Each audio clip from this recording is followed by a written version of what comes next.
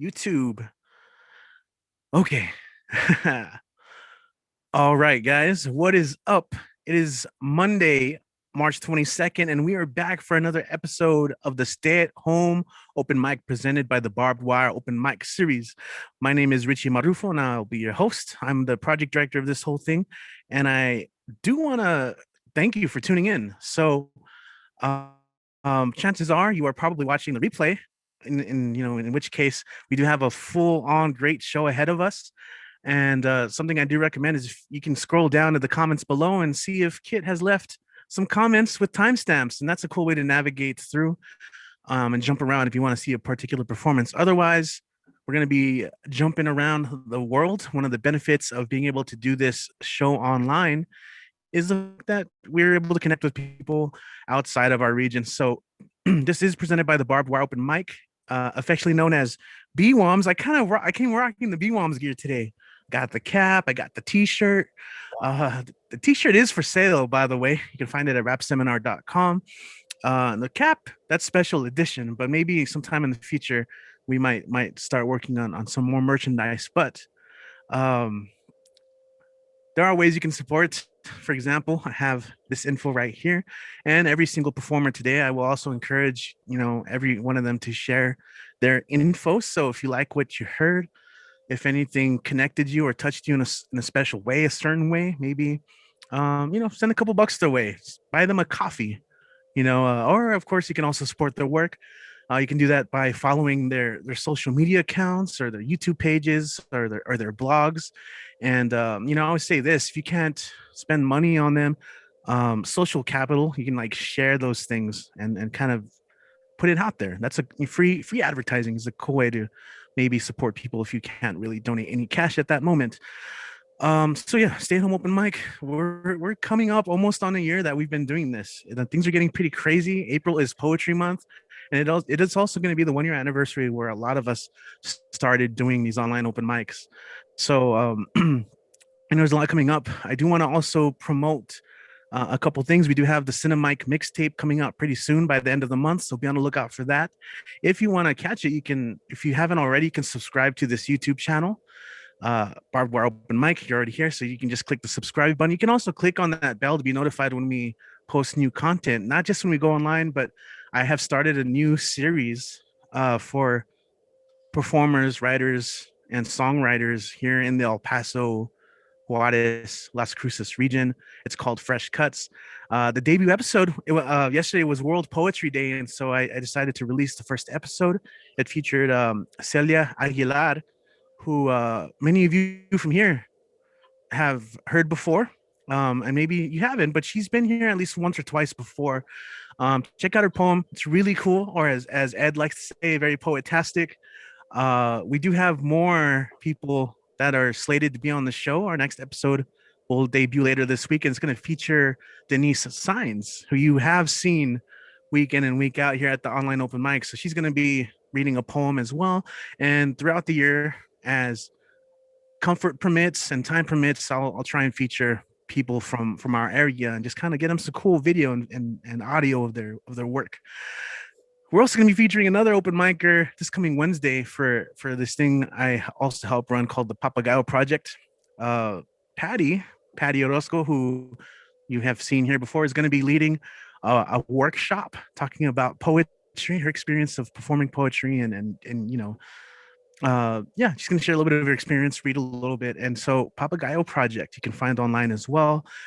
There's links, try and get those around, but I'm going to go ahead and do stuff throughout the show, but I do want to have one last announcement. I want to wish a happy birthday to my good friend and colleague Jorge Gomez, who runs Papagayo Project. We've been kind of working together with that the last 5 or 6 years.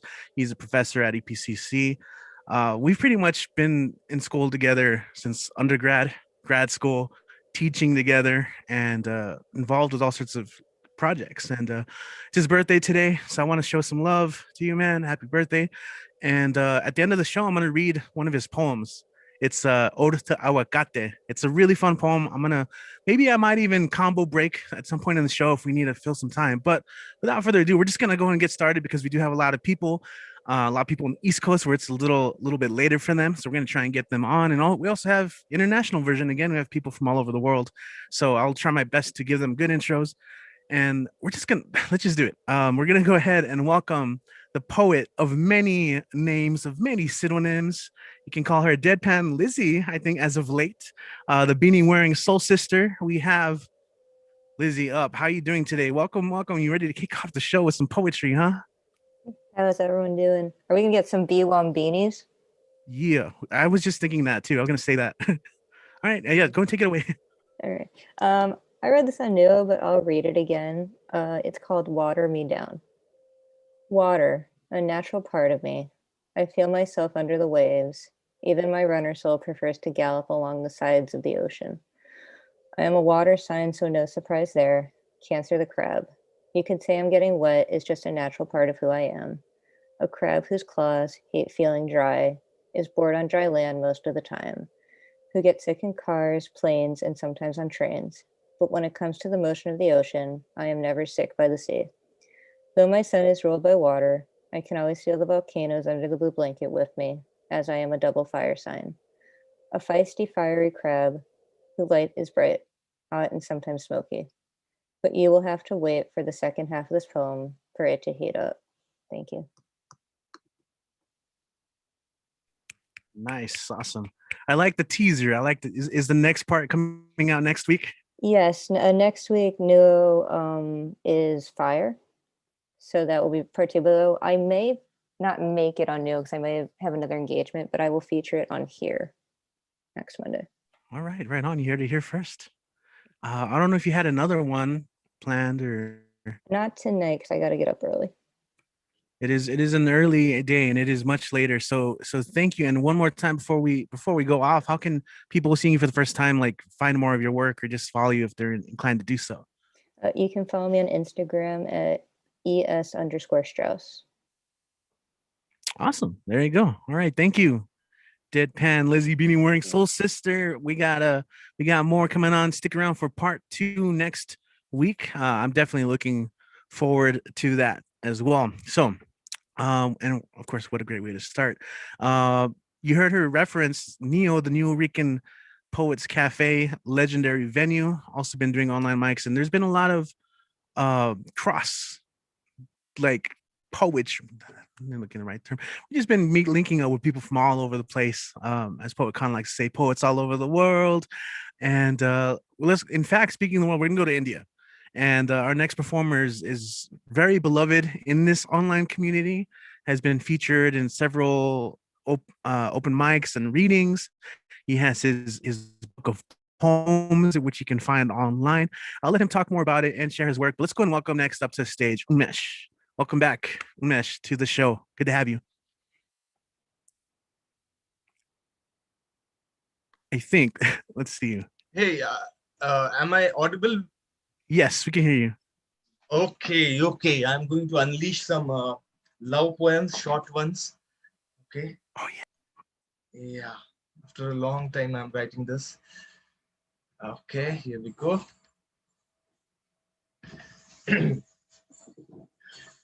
That sky, those stars were hiding somewhere. That sky, those stars were hiding somewhere. Magic of the moon also stopped. Magic of the moon also stopped when her aroma hinted at the scented night. When her aroma hinted at the scented night. That was the first one. Second one is Hindi and English. उनकी परछाई जब भी गिरी कूचे में हमारे बेकरार रास्ता खुद चल पड़ा उनकी परछाई के पीछे. Whenever her shadow fell on my street, whenever her shadow fell on my street, restless road followed her till the end of the time. Restless road followed her till the end of the time. And this is something which this poem I like a lot, so it might be a repeat, but I'm just reading. Wanted to write a poem on the beauty of the rain, My life's so complicated. Ended up writing about rainbow's loneliness. Rain stopped. No rainbow in the sky. Mad, angry, I created my own rainbow. Now I don't wait for rain. My rainbow is with me every day, joy or pain. My rainbow is with me every day, joy or pain. This is something which I wrote. I don't know. I like my name, so this poem has got my name in it. Vast green expanse, cool breeze opens another dimension. Caught up in my own cocoon, my own silky threads of pain, entangled, entrapped, too dark, too dark. Let us look out.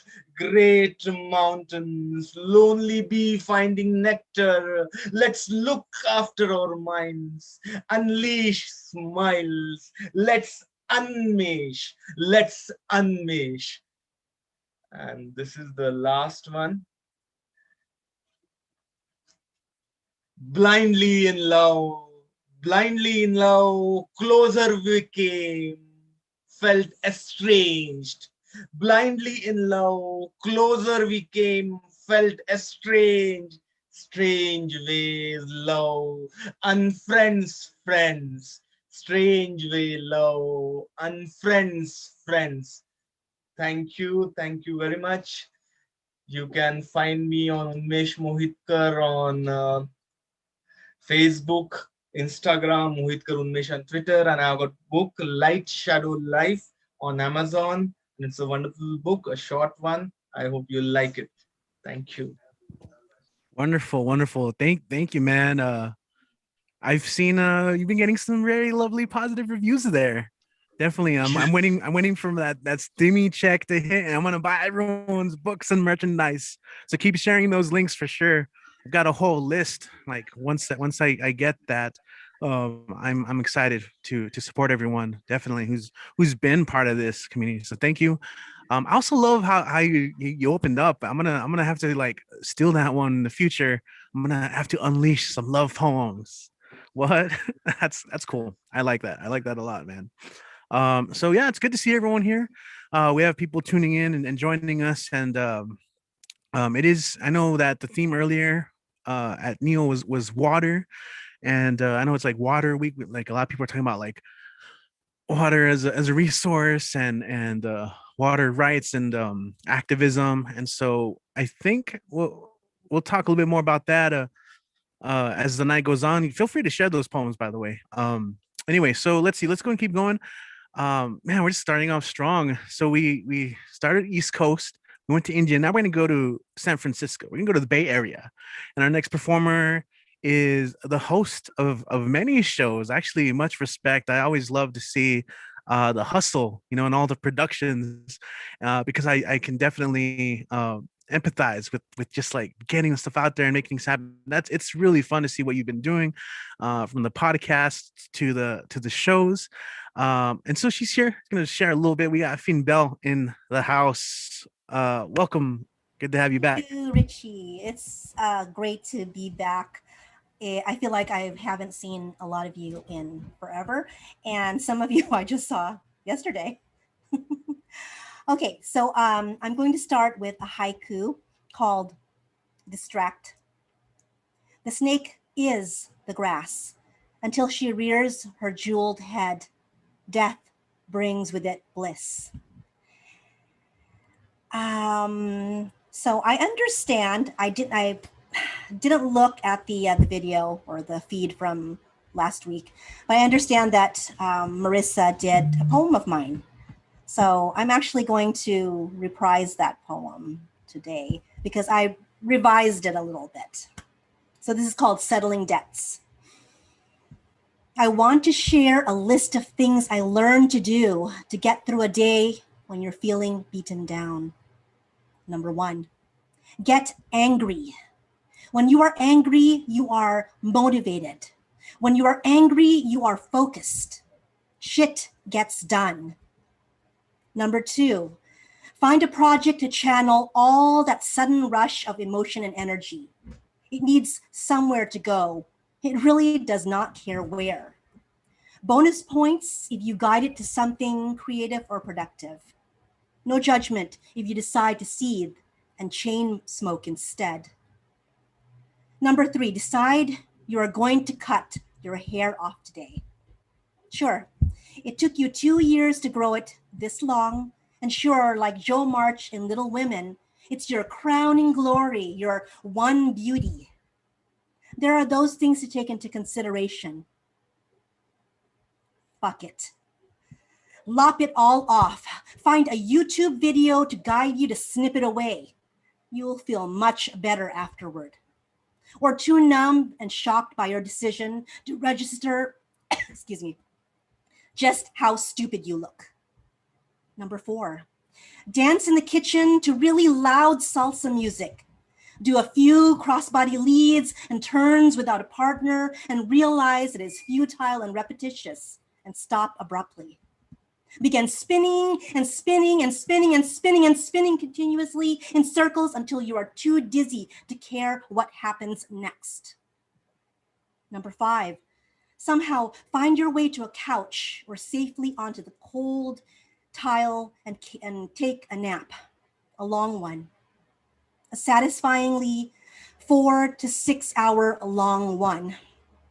Points for finding a spot with a pillow and a blanket. No harsh words from the voices in your head if you curl up double into a tiny hard ball and shield your face from the accusation of the afternoon sun. Number 6, wake up ravenous. Raid the pantry. You haven't eaten any real food all day, but that shouldn't stop you from methodically munching on bag after bag of whatever salty snack you find in the cupboards. Number 7, find your stash of wine or rum. Is there hard liquor anywhere in this damn house? Let's do this. Number 8, write a scathing poem. Read it aloud in different voices until it loses its vitriol and begins to make you laugh. Scrunch it up into a tight ball, tighter than the ball you armored yourself in earlier today, tighter still than the heavy ball that is forming at the very bottom of your belly. Now put that ball into your mouth and swallow it. No, take it out. Pica on top of everything else, you beautiful disaster. Light one burner on the stove and incinerate it instead. Just don't burn down our house in the process. 10 points for a negativity warding spell. -20 for a binding spell. No, scratch that. I changed my mind. +40 points for a binding spell. Number 9, scream your primal howl up to the moon. Smile, even if you're not feeling it down to your toes just yet. Shall we try to write once more? Number 10, breathe in, breathe out, breathe again. Blink, reconnect the rhythm of your breath with your heartbeats. Elongate your spine, tense for a second. Release your spine and feel the rest of you release and submit to the ministrations of the universe. Whisper this into the ether and let it float away. I will not be indebted to pain. Rage and hate will not accumulate interest. I have no score to settle with anyone because the world owes me no pittance. Thank you. Yo, that was awesome, man. Heal thyself, poet. Um, oh, that's the instruction. I like seeing the differences too, but that's an anthem right there. Really quick, what do you have going on this week or coming up in April that we can look forward to for your events? I have a open mic. The theme is on Thursday. That the theme is gossip and regional slang. I know that's quite a pairing. And then upcoming in April to celebrate National Poetry Month, I am going to have something in the way of, it's not exactly workshops, but it's sort of, we call it poetry games. And I have that listed on my Eventbrite account, which I will put in the chat. But a few of the people leading those little fun little seminars are actually here in this room. There's Matthew Marokian, Unmesh, and I don't know if Elemental came, but those are the three people doing the successive weeks in April on Tuesdays. So I look forward to seeing you guys there. Hell yeah, that's super fun. Thank you. I'm glad you got to make it. We didn't hear your dogs today. Get to bark and amazing. I know, right? I'm about to jinx it. Yeah. But I'm glad you got to read that. That was amazing. So thank you, Finn Bell, again. Follow her and check out those events. Most of you guys already are, but those of you watching on YouTube who are just sharing for the first time, definitely take part. I mean, might as well, right? It's all online. It's a great way to connect with people all over the place. So poets all over the world, as I like to say. Okay. What was I gonna say? Oh my god. Sometimes like I'll start thinking of where I want to go next, and then like a poem will just completely derail my train of thought. I'm like, hold on, I need to get back there. It'll come back, but for now, let's go ahead and take it back to El Paso, Texas. We have our good friend Nico Silva, and I think he's gonna do something with the water, I believe. So let me see. Nico, where are you at, my friend? Nico. I am here. I just unmuted. Cool. Yeah, I see you. How's it going, man? It's going great. I'm just gonna share 2 images before I share work. And it's not letting me. If you could enable that, please. Did you have to say yeah, no, it's available. You have to say BWOMS, the magic word, and then Oh, okay. I said the magic word. It works now. Telepathically, I got it. Yeah. Okay. Go for it. Okay, so I wanted to promote 2 really important March events. One of them is Brain Awareness Week, which I believe was started by the Dana Foundation. And the host in El Paso is the Society for Neuroscience Sun City chapter, which there's also a student chapter that I believe is the host. But long story short, this year is about substance use disorders. And then to connect the performance that I'm going to do, it is World Water Week at UTEP. There's way too many events for me to list, so please Google it, find out what's going on. I think I'm most excited about an art science talk by Dr. Melissa Warak, but I actually wanted to share a micro poem or a minimalist poem that I did at one of the best events of 2021 so far. Leslie Becker, she played amazing cello while Tumblewords writers were able to write, and it was just a glorious, life-changing experience, and I'm super glad for that to happen. So the minimalist poem that I have is, "You're not dead yet. You are living." And then, so a performance that I wanted to share is, so let me put my video on. So I'm actually at the base camp of Mount Everest right now. Just kidding. I just have the background of some place that's very elevated. And I'm just going to drink water for World Water Week. This is tap water. This is El Paso tap water. And I'm just drinking water right now.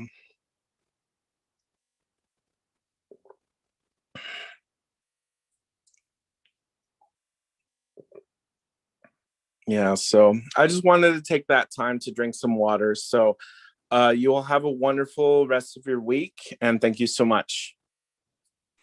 All right, Nico. Thanks, man. You were you drinking water though, man? No, some of that water is sometimes a little crazy, but glad you could share that stuff with us today, man. Nico, you always come through with interesting performances, man. Multimedia, performative. So yeah, I'm glad you also got to do that early because I know it's usually at the end of the show. But you did mention tumble words, and unfortunately, I had to miss out on that. But Leslie Becker, who you can also catch on past shows here, you can catch her playing cello, doing some music. I know our next performer will be presenting for Poetry Month at Tumble Words. And we're also going to have a special reading. Tumble Words and BWOMS, we always collaborate on having a reading.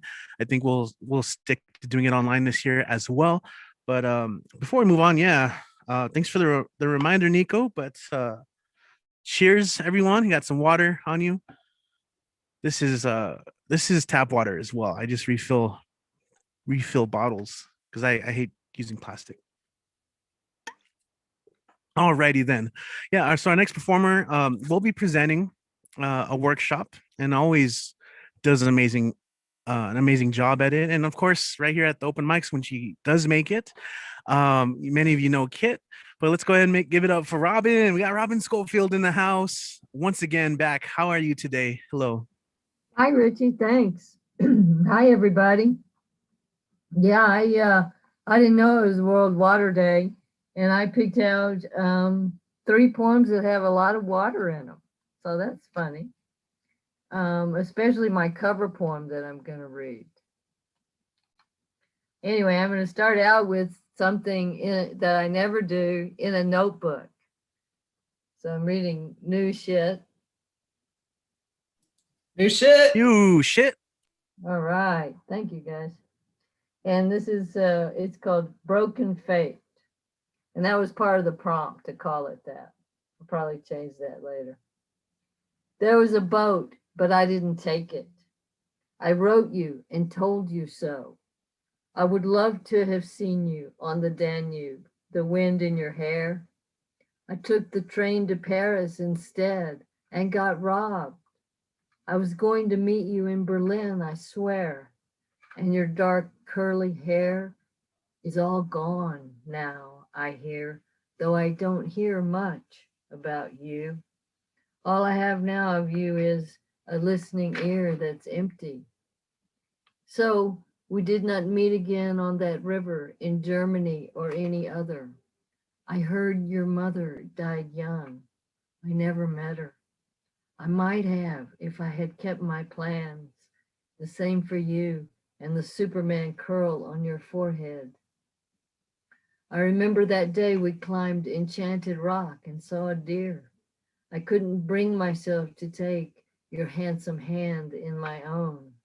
No, I was headstrong, too much. No, I said, and again no, until there was nothing in my mouth but an emerald, mute, dark, and shining. And you were no miner. Someone else had to show me the cave of my being, the interlocking crystals. I remember the name of that river, but now I hear other names of water. I am full of the sounds of rivers, such as the Rio Grande or the Pecos, though I am a long way from the sea in the high desert, fragrant with acacia and the dark green creosote that covers the red stony mountains. I speak from there, and a dry river answers.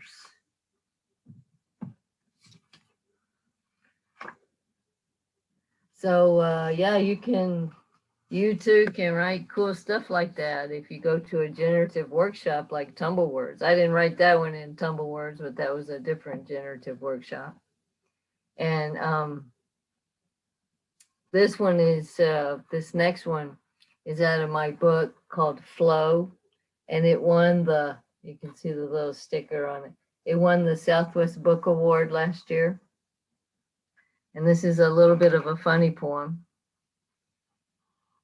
But I guess it gets serious at the end, sorry. Spring break across the Rio Bravo, in the valley, full of others, aliens, and green buds swelling into white blossom, a flow of perfume inflates me in the never cold orange groves.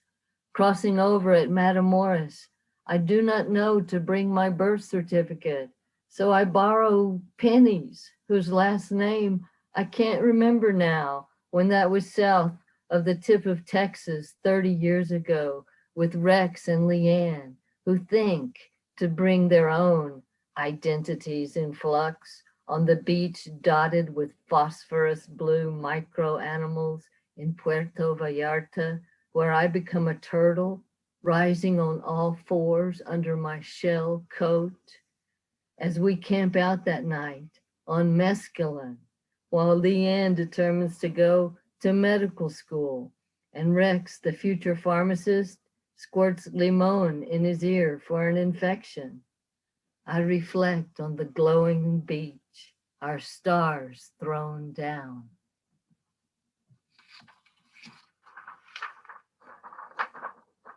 And yeah, I'm going to teach I want to tell y'all that I'm going to teach a Tumble Words workshop, I believe on April the 17th. And it's called Metaphors Be With You. So a little bit of humor. And I'm not going to do any Star Wars stuff. We're just going to write some metaphors and work with that. It'll be fun. And for my cover poem, I have a really cool poem called The Dowser's Ear by Wilmer Mills. I don't know much about Wilmer Mills, except that he died in middle age, I believe.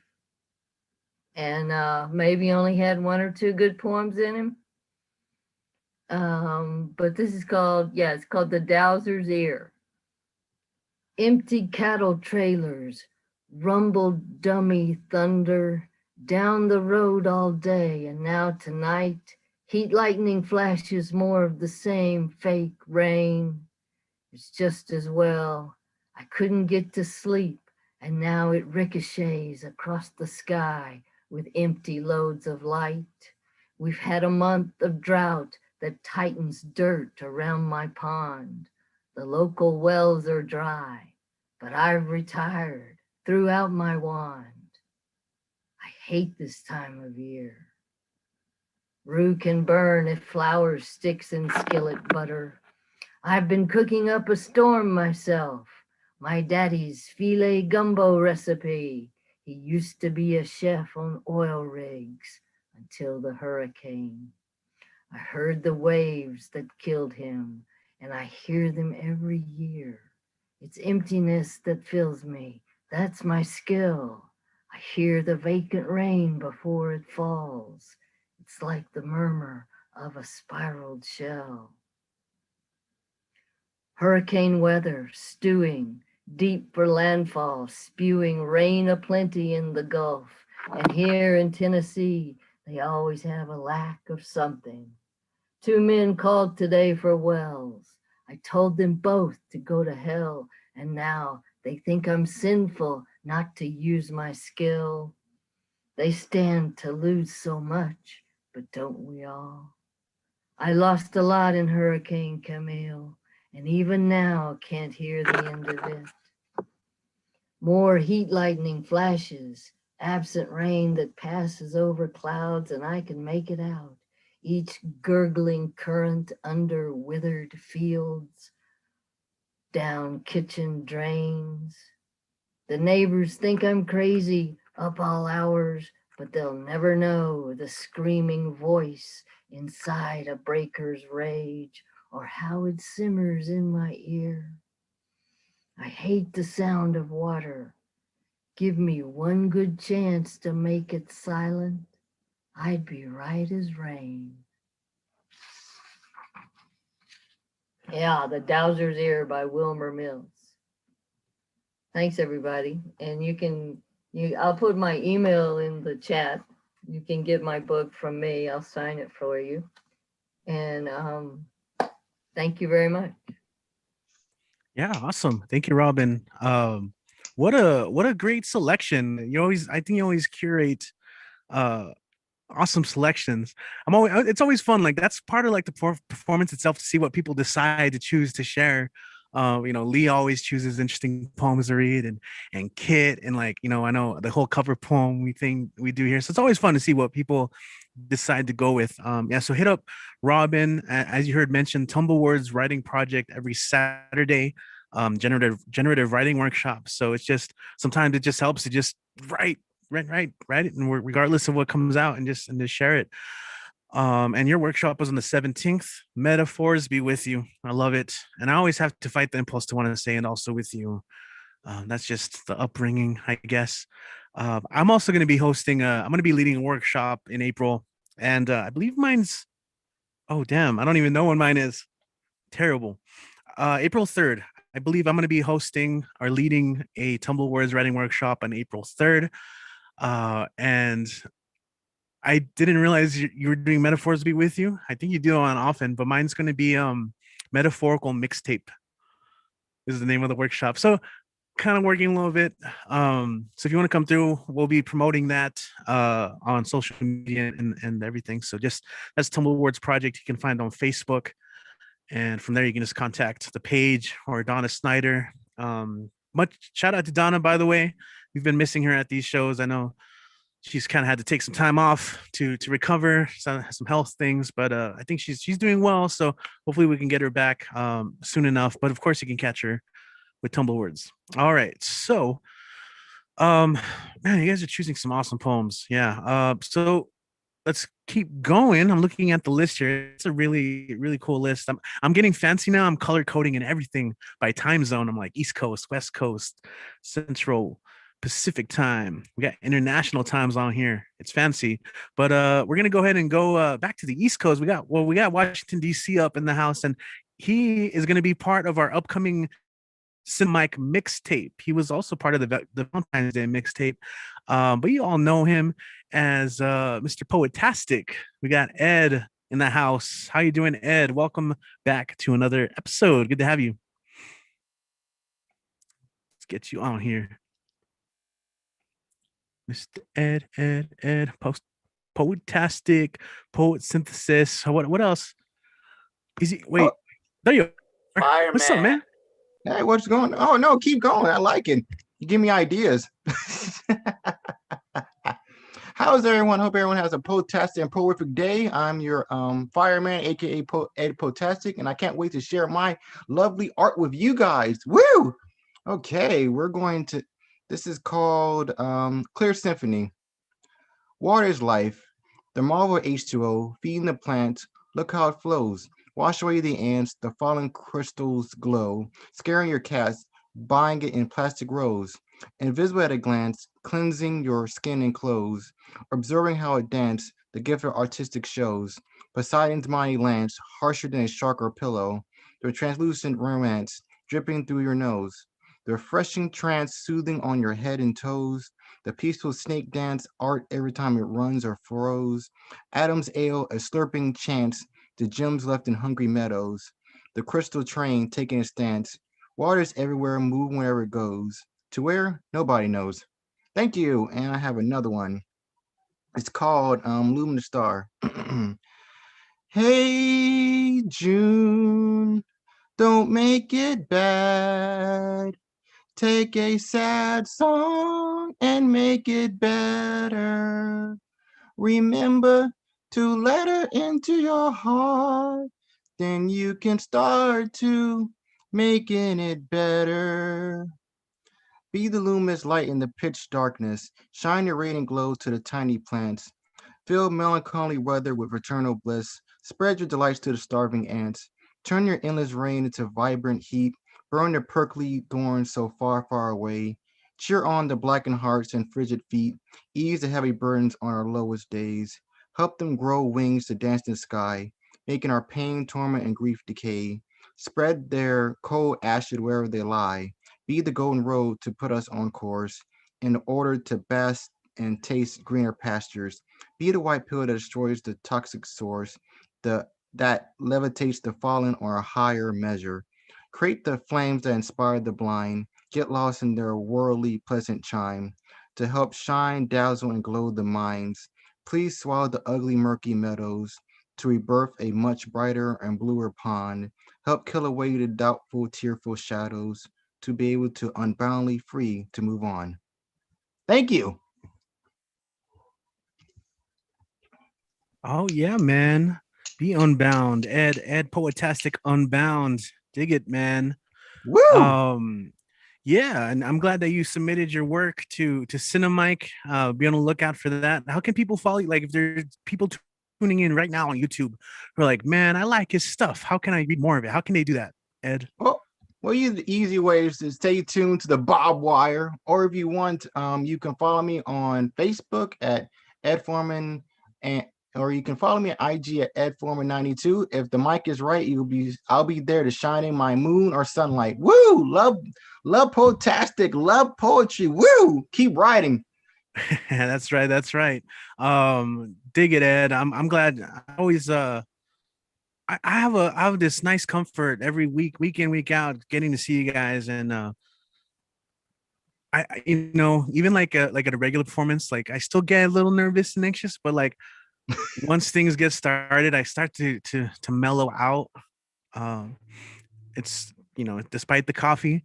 And Ed, man, your energy is contagious. I do feel like more awake, more pepped up and stuff. So yeah, that makes you the host of the most that deserves a show. So you're the man with the plan that's on demand. Woo! And last thing before we move on, because I know you put your Cash App at Foreman 92. So your Instagram handle is also, if people want to donate, send a couple bucks your way to Cash App. It's just Ed Foreman 92, right? Yep. Ed Foreman 92. Yep. Oh yeah. You said cash my way if you're being grateful. I'll love it. But if not, you enjoy the show. Hell yeah. Awesome, man. Hell yeah. I dig it. What I always say, like at fundraisers and shows, is if you spend, $10 on yourself, spend a couple bucks on someone else, so you could even just spend $4 or $5 so they can buy a cup of coffee, so yeah, poets, performers, definitely, if you have a sign, share that info. You never know who might be listening in. But we're gonna keep going. We're traveling around, so we're going from Washington D.C. to Storm Lake, Iowa. Our next performer is like a mainstay. He is a dynamo of the online open mic scene of the pandemic poets. He's straight out of a comic book. It's Matthew Marroquin. Matthew, what's up, my friend? Welcome back. Straight out of a comic book? You know how all the characters have like the alliterative last names, first name, last name? Peter Parker, Pepper Potts, Matthew Marroquin. Like I love it. That's my favorite so far. I'm gonna do two pieces. This one is not finished yet. It just doesn't feel finished yet. There's so much more to it, but I haven't been able to finish it yet. So maybe I just need to read it out there. That water was for Nico. Put it out into the world. And we'll see where it goes from here. So no title, because it's, again, not finished. This one is for the cleaning lady that scrubs your toilets, mops your floors, and uses newspaper to clean the mirrors because they know it works so much better than the paper towels you supply them. You think she had dreams of toilet paper and brooms when growing up? Green crawls under wooden tables, always with cut corners, for they didn't sweep the roof or under the desktop or some other imaginary place you didn't check. Not like she can fight back because her words are powerful, but they are like water to your white sun, evaporating when they leave the mouth. This one's for her kids who unknowingly eat their fair share of her portions before grabbing trash from tins or finding another master to slave under to keep the lights on at night and then wake up to go to school the next day. You think they dreamed of dish soap and drugs when they were 5 and the teacher said, you can become anything you wish to be. That's where I'm at now. There's something else there. I know there's more to explore there. And this one I wrote at believe it or not, Iowa has poetry workshops. At an Iowa City poetry workshop. Yeah. Wait, give me a second. Okay. Yeah. When we're talking about my body, which one are we talking about? Cells are like Internet Explorer, taking 7 years to refresh. So this body I inhabit is not the same one I was born with, or the same one I took the pain from the belts that would sink their teeth into my skin. This body no longer knows what having a bloody nose feels like, or how chameleon it really is, or knows why certain scars arrive but never seem to leave, so they just keep it that way. This body that I inhabit is being run by sparks of light that fly across my pink wrinkles like static from my hair to wool blankets. This body is a home I did not choose, nor am I sure if I wanted, but I'm stuck with it all the same. I can change the way it looks, from sharking across gym floors or even reconstructing its entire frame, but this will only change the way flashes of light capture me in the ink blots of history. But it makes me question, because if the body does not make the person, but if a person cannot exist without a body, then what the hell am I, if not a motor running in a machine designed by the genetic engineers of my mother's womb, sewn together by my father's seed? Is the motor my brain that must change with the cell's decay? But does that mean I am not the same, for the cells are like Internet Explorer, taking 7 years to refresh? Does that mean I will not be the same me in 7 years? Who takes control then? Who is he? I remember 7 years ago and briefly remember 7 years before that. Was that a different me? I don't remember handing off any key or any switch in how my dimples sink, but what if I didn't have a choice? Did my body just get sick of me and change who's controlling this ride every 7 years for the rest of my history? When we're talking about my body, which one are we talking about? Because cells are like Internet Explorer, taking 7 years to refresh. So this body I inhabit is not the same one I was born with. So which one did you mean when you asked me to talk about my body, to talk about me? Thank you. Damn, Matthew Fire, dude. Oh, you got people quoting your lines in the chat. I think you do have a good start on that first one, and I feel you. So for people like maybe catching you for the first time, how can they follow your journey and like what you got publishing and coming up and all that good stuff? Instagram, vida_Maruking. Or you could do my name right there on Facebook. Yeah. Those are 2 ways, social media wise. Red or green books. Always you can find me Red or Green Books. I have a chapbook coming out this summer. Who knows, maybe pre-orders will come like sooner than that, so always be following me around. I'm always performing, I'm always here, so come here. Barbed Wire, always come.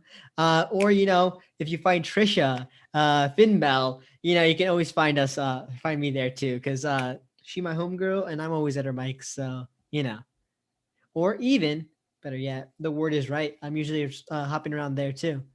And that's my long list of places. I love it, man. I love it. That just means you're accessible. People can find you. And also, Trisha said it earlier, Finn Bell, we got some writing games coming up in April. That's going to be a lot of fun. I saw that advertised. So that's super cool, man. Thank you, Matthew. I'm glad that you got stronger internet now. Because the very first time you came here, man, it was it was a struggle. But we're solid now. We're solid. Okay, we're gonna keep it. We're gonna keep traveling around a little bit before we head back home to El Paso. We're gonna go ahead and go to New Jersey. And if you guys saw me promote this show on Facebook, I used a special image. It's a screenshot of one of our after parties where the green screen came alive and got to perform. Not really. It was Nick wearing his Green Man suit, and he always has the coolest backgrounds. And I heard he had some killer pieces today, so it's always I'm always happy to introduce some guys. Let's go and welcome, make some noise for Nick Paleologos. What's up, Hey man? there, Welcome Rich. back. Welcome back indeed. Nice to see you again, man. I hope all is well. I mean, the idea that we had, what was it? The one where it's like you're gonna send me the screenshot of like me in the green suit, and I'm just gonna do something like crazy, like be like this or something like that, like presenting. Like one will be like I'm just like kissing like this, like that, something like that. So like that's an idea. That's right. Oh man, let me see if I can send that to you really quick. Oh my god, that'd be so hilarious if we could do that. We could do that like later on though. Let's get to these pieces. I got 3 for you. So I'm gonna start with a cover poem. So I usually cover bigger ones, but like this, he's also very big too as well. My buddy, Baldatore, guy who got me into writing poetry and everything. I don't know if you can see the book. It's called Disappearing Boy. So I've read this, and this shit's freaking fire. And it came out a year ago, and it's still freaking fire. And you guys should definitely like hit him up to go ahead and go get the book and everything, where to get it. This one is one of the pieces. It's called One Size Fits All. All of us have a type. Schindler's List thin, starvation Gandhi thin, ungodly thin, like Paris Hilton after purging 6 Big Macs. Tom Hanks, Philadelphia, Jared Leto in Gallus Gaunt ribs could play xylophone like my withhold of protein led to Ethiopian days of near fainting on Stairmasters after chugging a sugar-free Red Bull with taurine, which is actually bile, scorching eyes as chlorine crotch touches during first summer swim. Angelina Jolie, cheekbone thin, won't even eat a wafer thin, paper doll thin, Kate Moss thin, chemo treatment patient thin, as pre-Easter Jesus, apocryphal thin, and all these idols fit on the altar which we kneel to nightly and make our sacrifice.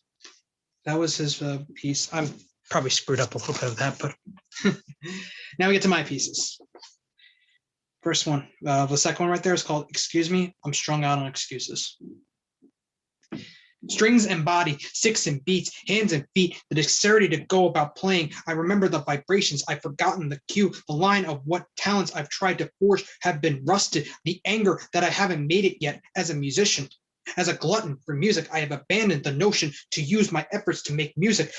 I have ran through the excuses, money, parts, maintenance, laziness, too busy. My father was a bassist, so I thought I had something in me to go down that route. Deep in my mind, I subconsciously knew that wasn't for me. I was a poet. Before I could create, I just needed to believe that I could. And the last one, and this one I did at New Year and everything, but this piece I'm just feeling. Time to get to know me. This one's called Who Am I?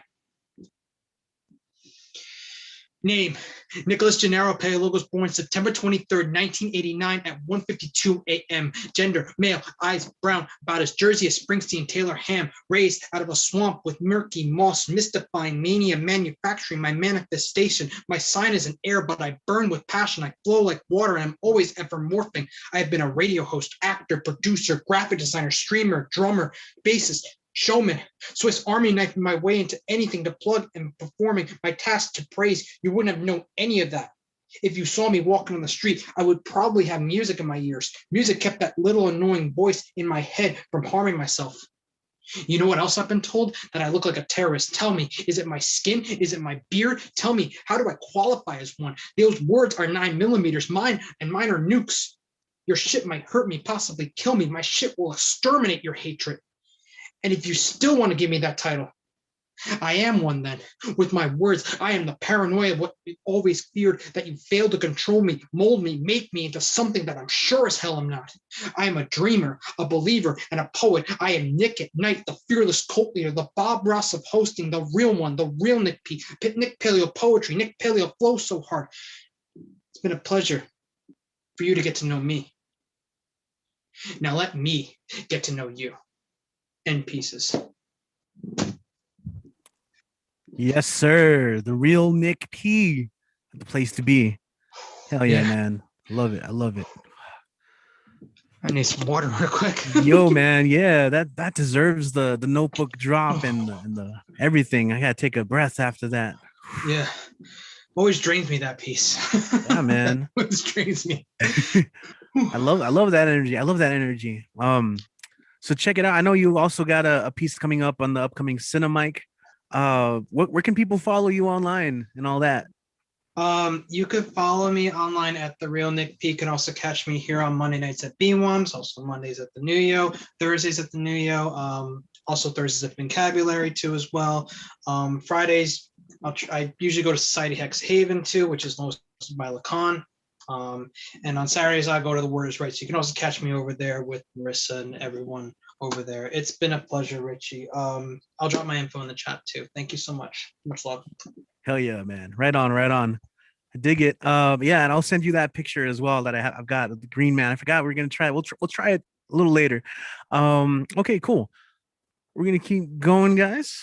Doing pretty well on the list. So again, if you guys are just hearing some of these people for the first time, definitely do what you can to support if they've got a book out or merchandise, or even just kind of following their account and sharing a post when they post something cool of their work. I mean, that go a long way as well. So that's the reason why I ask, and so if you are here and you already know these things, I apologize. We just want to get the word out there for people who are maybe new to this or checking in for the first time and hearing about these events. So cool. Nick, awesome stuff, man. As always. You guys, I love everyone's distinct voices and styles and energies. It's a cornucopia of like coolness. All right, so we're gonna go in and go to Denver. We've got Mike Sindler in the house. Mike, hello. How are you doing today? Welcome back. As always, great to see everybody here. You're right. So many incredible, distinctive voices and so many great hearts. And here's to Water Day, Water Week, more to the point. And I guess I'll start out doing a water-related piece here. This is a roundel, and it's called Runoff. Through the trickling stream, so clear and clean, I watched tadpoles, crayfish, and minnows dart from banks where insects crawled and grass grew green. Pale sunlight filtered through the leafy screen. I gaze into it now, it breaks my heart. No plants or living creatures can be seen. Corrupted web of life fallen apart. To pursue such an avaricious scheme is not admirable, nor is it smart. We put our own heads into the guillotine. It pains me to see what fools men have been. And I am going to do one that I wrote at Tumbleweed Words, and it's called Equinox. The first light ray of equinox thrusts itself over the rounded dome of floating globe, slowly creeping across corrugated surface. Plum shadows lengthen and narrow as thick amber oozes from the east. Perfect harmony of time and season's thrall, all nature wakes becalmed. Breathing deep, final guarded gasp of cruel winter. Lips expel the last chill song, morn's warmth caresses creation. Next inhalation swallows new year whole, holy communion of buds, grains, and grasses. Vibrating growth spurt catalyst ignites gelled essence of sap. Sun sings flame to ring and flow. Kindled waft ripens into spring. And I'm going to do one other new one here called Smaller Cousin for Joy Harjo. Joy tells me I am the smaller cousin of the sun. I burst with heat. I warm the world with rhythmic beat. I wither away your lengthening shadows that thin into harmless reflection. I am the smaller cousin.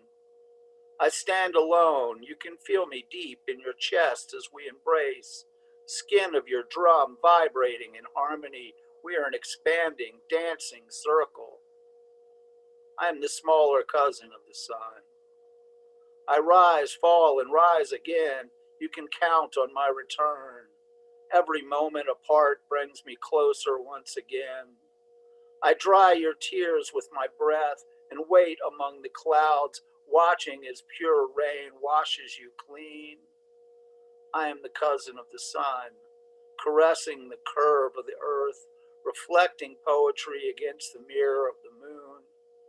Even when you do not see me, I send my message of love from the silvered surface, scythe to circle and rotation. I am the smaller cousin of the sun. I am the brother, sister to your heart. I am the same pounding sound of life and love, the same struggling, triumphant pump, fist-sized and world-encompassing. We are the smaller cousins of the sun, our warmth nurturing each other, reaching out our rays, braiding light into threads, a sheet of pure love to lay across the land and sky. And then I will put on the hat. And I was like, who would be a good person to read for Water Week? And I went, yeah, Wendell Berry, because why not? And so this is Like the Water by Wendell Berry. Like the water of a deep stream, love is always too much. We did not make it, though we drink till we burst. We cannot have it all or want it all. In its abundance, it survives our thirst. In the evening, we come down to the shore to drink our fill and sleep while it flows through the regions of the dark. It does not hold us, except we keep returning to its rich waters, thirsty. We enter, willing to die, into the commonwealth of its joy.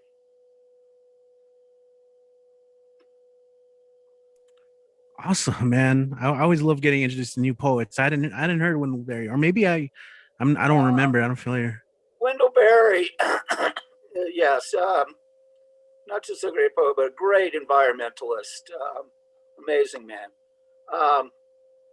And you'll see I just put into the chat here, as always, I'm going to do a call out for lighthousewriters.org.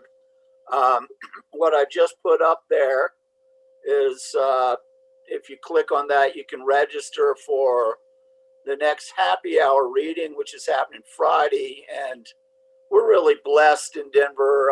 Susie Q. Smith, who people all over know her as one of the really great spoken word people, but she actually is affiliated with Lighthouse. And I've been lucky enough to take some classes and workshops with her. She's just awesome. But she is going to be doing a happy hour reading this Friday. And then the Friday after that is going to be another really interesting happy hour reading with Leslie Jameson. And then the week after that will be back to Queer Creatives, which is a free thing they have once a month. And then the next week will be the writing in color. So there's always good events and things going on, in addition to all the classes and workshops and other great things. So highly recommend checking out lighthousewriters.org. There you go. Awesome. I just you are the ambassador, the Lighthouse ambassador. So as always, appreciated. And I'm with Finn Bell. I'm reading the chat. Like that's an awesome poem that you read, man. I love that you got to break that one out today, and we got to keep that one in mind next time we're all doing a poet potluck, and then everyone wants to cover each other's poems. I'm sure a lot of people will choose that one. So thanks for making it. As always, good to have you. Okay. Okay. Looking at the list. It's looking good. I'm having to shift things around because some people aren't here. It happens, online, digital stuff, online stuff can be kind of tricky. So hopefully they do eventually make it. But we're gonna go ahead and jump ahead. Come back to El Paso. We've got one of our regulars, and they've had such a really cool setup on the light game, and of course always coming in with the curated set.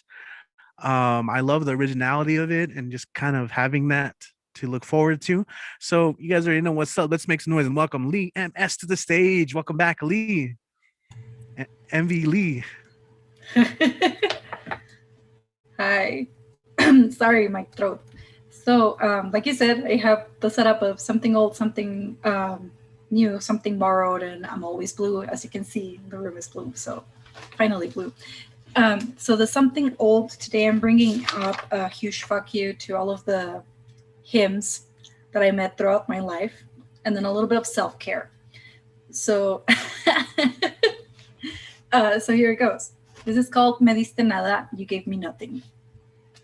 Cae sin gracia alguna, totalmente vencido por su propio orgullo. Cae rendido, flácido, ya muerto, vacío, pues ha perdido ya su fuerza, su forma y las ganas de seguir, de retomar nuevamente lo de minutos anteriores. Ahora siente frío, se siente vulnerable y pequeño, opacado por la sombra del recuerdo, pues incluso reviviéndolo permanecerá muerto. Tiempo en el que la memoria solo servirá para atormentarle las ganas. He falls graciously, overcome by his own pride. He has surrendered, flaccid, dead, empty, because it has lost its strength, shape, and the desire to move on, to go back to what had happened in just a few minutes. Now he is cold, vulnerable, and small, overshadowed by the shadows of a memory. Even in revisiting those moments, it will remain lifeless, time in which the memory will only serve to torment his desire. That was number one, something old. Then I have something new, and this is like brand new. I wrote it today. Yeah, today. This is called You Are Whole. Reduced to quantifiable parts of the whole, measurements, letters, numbers without meaning, defined by his leering eyes, ever watchful.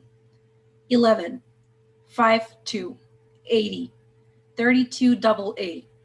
Too tall, too thin, too flat, too young, too loud. He shouldn't even be looking this way, a mere child. All of this shouldn't matter, but to him it does, and thus reduce, hunch your back. Do not dare to be more than him. Live to please to live. You could have just left. 16, 5, 4, 120, 34B. Right numbers, wrong posture, abrasive, outspoken, sharp tongue, fists, painted red. You will die alone, she said. Men will talk out and they will act, she contradicted. Water yourself down to a fraction of who you are so that history does not repeat upon yours. You shouldn't change yourself for others. 22, 5, 4, 152, 36C. Medicated, soft-spoken, controlled, still too tall, too big, too shy, too little, too much. You could have made yourself invisible until all that was left were the lies you told about yourself. But you were whole before him, the damage carved onto your stem by his hand. You are whole now, healed through your anger and sadness and time. The shadow can try again to climb through your branches and darken your halo, but it will fail. Too high on the clouds to care, dissipating into dust, into space dust, to the primordial whirlpool that can never be measured or described.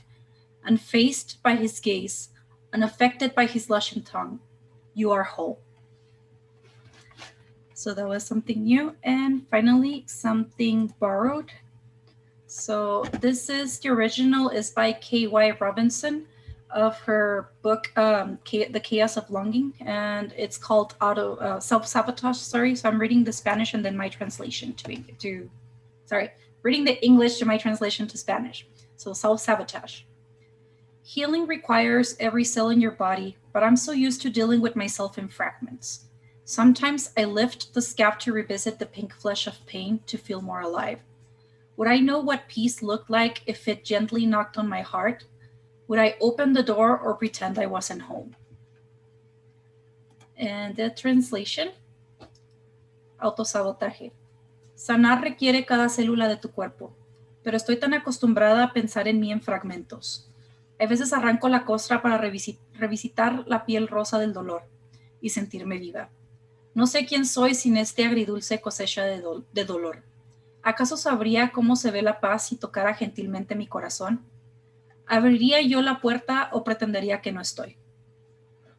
And that's it. Awesomely. I had to find my mute button. I was like, oh no, where is it? I had my hand away from the keyboard. I love the translations. How can people follow you online? I had to create a new one because we are remodeling over here, Okay. so I cannot find it. So Good. I don't know if you can see there. Yeah, that looks good. So my Insta is cadáveres_literarios. You see it spelled in there. And if you feel generous, the Cash App is Lee Marzo, MARSO all together. And this is only if, number one, all of your needs and your family's needs are met, and also all of your wants and your family's wants are met, and your loved ones. So Nice. don't feel pressured.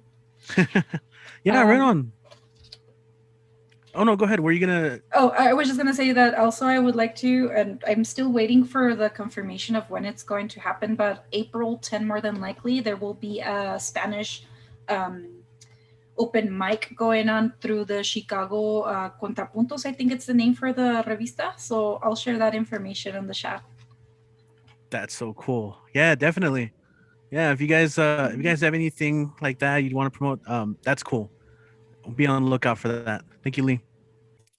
Cool. And I love the purple link too. We need more of that. Cool. So let's see. What's up to everyone right now on YouTube?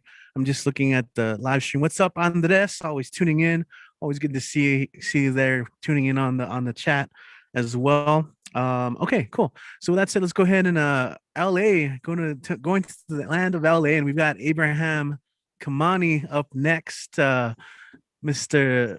Poetically Incorrect, and he's also going to be in the upcoming Cinemike. Hey, how you doing today, Abraham? Good. How you doing, man?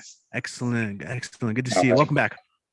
Thank you. I'm glad to be back, and welcome to everybody here viewing as well as performing. I enjoy being with you guys every week. So I wrote a piece about the water theme, and I just finished writing it today. I was kind of pressed for time, so I had kept it short for the most part. And I got two other pieces that are a bit longer after this. This one is called Bloody Water. Today, I stand straight with a backbone and finally head off to my new comfort zone. Here in the ocean full of bloody water, I join Africa's diasporic sons and daughters, dressed in our everyday's best swimsuits, ready to dive head first in our roots. We jump off of mental slave ships with pride because the captors will not take us for a freedom ride.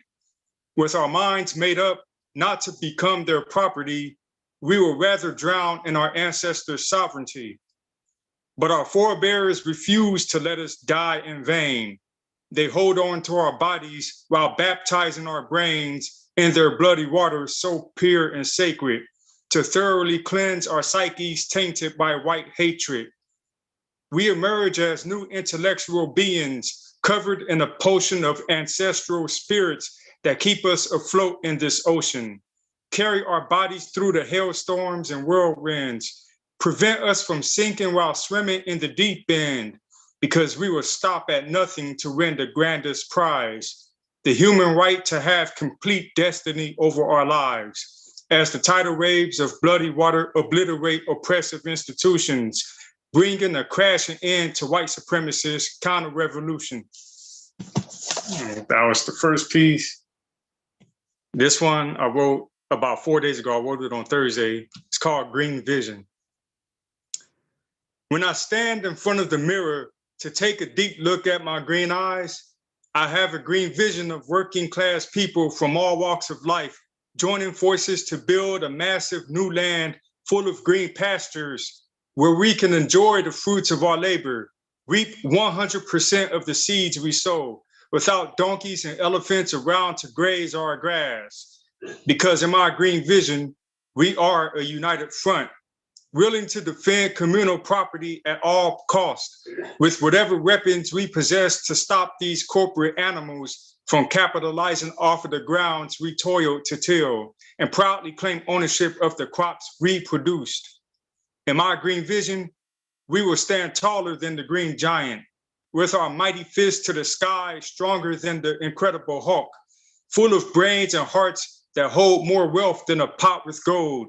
We readily spring into action as one on a collective mission to transform the political and economic climate of our environment by defunding the police, abolishing prisons, dethroning corrupt politicians, and shutting down corporations that support all of the above, while we simultaneously invest in establishing holistic healthcare centers, employee-owned businesses, multicultural educational institutions, and politicians who value people over profit.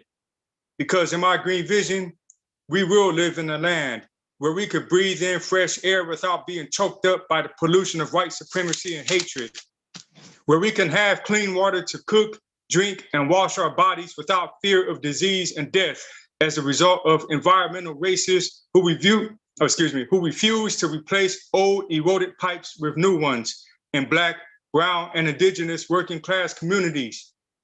So long as I live in my green vision, it would take more than a pinch, a bullet, and a blade to gouge my green eyes. Not even death itself can kill my green vision for progressive radical change, because my green vision will stay wide awake long after my green eyes are closed. And my final piece, last week I did one where I used movie themes. This one I wrote about 5 years ago as well. And this one centers around African-American TV themes, television show themes. So it's called Black Communities Matter. In a different world, family matters. When we could sit together and be full of laughter, watching what's happening now on Good Times, after the Jeffersons moved to a deluxe apartment in the sky, but came down to earth on the east side and gave Sanford and Son a slice of apple pie. Following a long day of work in the junkyard, the Raines brothers performed their #1 song on the charts. We're brothers, we're happy, and we're singing, and we're colored, to an audience of plainclothes officers from New York undercover, living live and living color on the Jamie Foxx show, while Martin and Pam went back and forth exchanging jokes. I kick off my shoes and lay my head on a pillow, only to get up and look outside the window. From a distance, I see the Fresh Prince of Bel-Air enjoying a Philly cheesesteak sandwich with Cliff and Claire on the Cosby Show, while giving advice to those who are living single about how to get a mate by speaking romantic lingo. A year later, I got married and left my childless residence for good when we moved into a new house located at 227 Parenthood. My next door neighbor, Robert, gave me some tips on how to be a good husband and father to my wife and kids before I headed off to the golf course and practiced my different strokes as Arnold and Willis were putting their balls in 18 holes. A few hours later, I stepped in the house to have dinner with the Parkers, the Hugleys, Malcolm and Eddie, and Sister, before we gathered around the dining room to listen to the evening Black entertainment television news. On the screen, I saw my homeboys from outer space doing the moonwalk on a Soul Train with rhythm and grace. At the Soul Train Music Awards, Moesha and her girlfriends cheered when Steve Hightower was voted Funk Musician of the Year. In other news, spreading across television stations, a smart guy became the youngest member of the Board of Education. At only 10 years of age, T.J. Henderson graduated with a doctoral degree, then vowed to do his part to set children of color free. Rock was inspired to quit picking up trash and decided to wash his brain inside of class with Black history books during one-on-one sessions with Mr. Brown inside the House of Pain, where Fat Albert was found eating up knowledge and carrying the weight of wisdom to build a Black empire that would crush the white entertainment television system. There must be a community of Black celebrities who continue to depict the joys and struggles of Black families coming together in the midst of drama and comedy to address the reality of Black life with honesty, Extend a hand to Black families at the bottom of the ladder as an open declaration to America that Black communities matter. In pieces. Yes, sir. Phenomenal, man. Phenomenal. I love, as always, your style and coming through with your words, man. Much love. Sweet, dude. Appreciate it, man. Thank you. Hell yeah. So if people tuning in right now and seeing you for the first time, how can they see more of your work posted online and all that? You can find me on Instagram at Poetically Incorrect 562. I have to do more posts. I haven't done any posts in like over a week. You know, I've been a little busy. But yes, you can find me on Instagram at Poetically Incorrect 562 and also on Facebook at Poetically Incorrect. Hell yeah, man. I dig it. I dig it. As always, man, your contribution to these is much appreciated. And of course, you'll be featured on the upcoming Cinemike mixtape. It'll be out by the end of this month. And yeah, I love the way you remix cultural references into your pieces relevantly. I think that's pretty cool, man. So just much love for that. I think that is a skill, because sometimes people can just do it kind of recklessly, but there's thoughtfulness behind it in the crafting of these illusions. So appreciate. I just want to say that, appreciate. Okay, cool. Once again, welcome to the stay at home open mic. Thanks to everyone who has tuned in so far and has read. It has been really great. We got pretty good, still a pretty good list coming through. So stick around. We got more peeps. In fact, we're gonna go ahead and go back to, or no, stick around in California, and we have Wordsmith Philly in the house. And this might be the earliest you've been at one of these, man. How you doing today? Right? Welcome back. What's up? How you doing? How you doing? Excellent. Good to see you, dude. All right, man. So I got 2 stories I'm going to be doing. So they don't have any titles, but you'll understand where I'm coming from with these stories. So yeah, let my words move you. Let them do what they do. All right, here we go.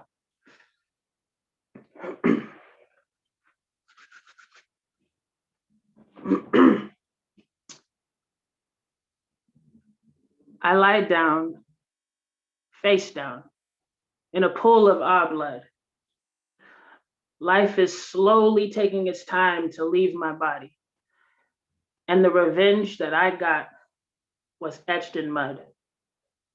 I made sure those devils never forgot me. What they do with my body after I'm gone won't matter, because I made sure that their leader's death was a planned disaster. I did it for us. We can finally be together. I did it for us. Now we can cherish our love like a treasure. I was a child when the pain started, seeing my father murdered and departed, and my mother was afraid, so innately she became guarded towards me and my infant siblings, because I knew and she knew that we will become targets for the next killing on the plantation by Massa with no hesitation.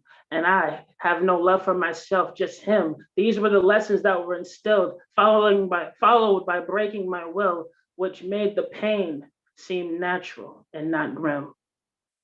All Massa needed was to take my weakened energy and to instill trust and dependency. And he got his wish when he killed my family, but at the same time, he killed my sanity. I did it for us. It got worse when I became an adult and Massa had me running his slave cult, forcing me to do the whippings and forcing me to do the killings and forcing me to have no feelings when I do these heinous things. On the surface, I'm just a trained killer, but I'm dying. I'm dying inside. The murderer of my family is my healer. I need him to survive. This is right. This is slavery 101 right here. Take away his will and make him feel less than none. Tell him that he's weak and nothing without you, and he'll always come back to you. I was the guinea pig in their experiments.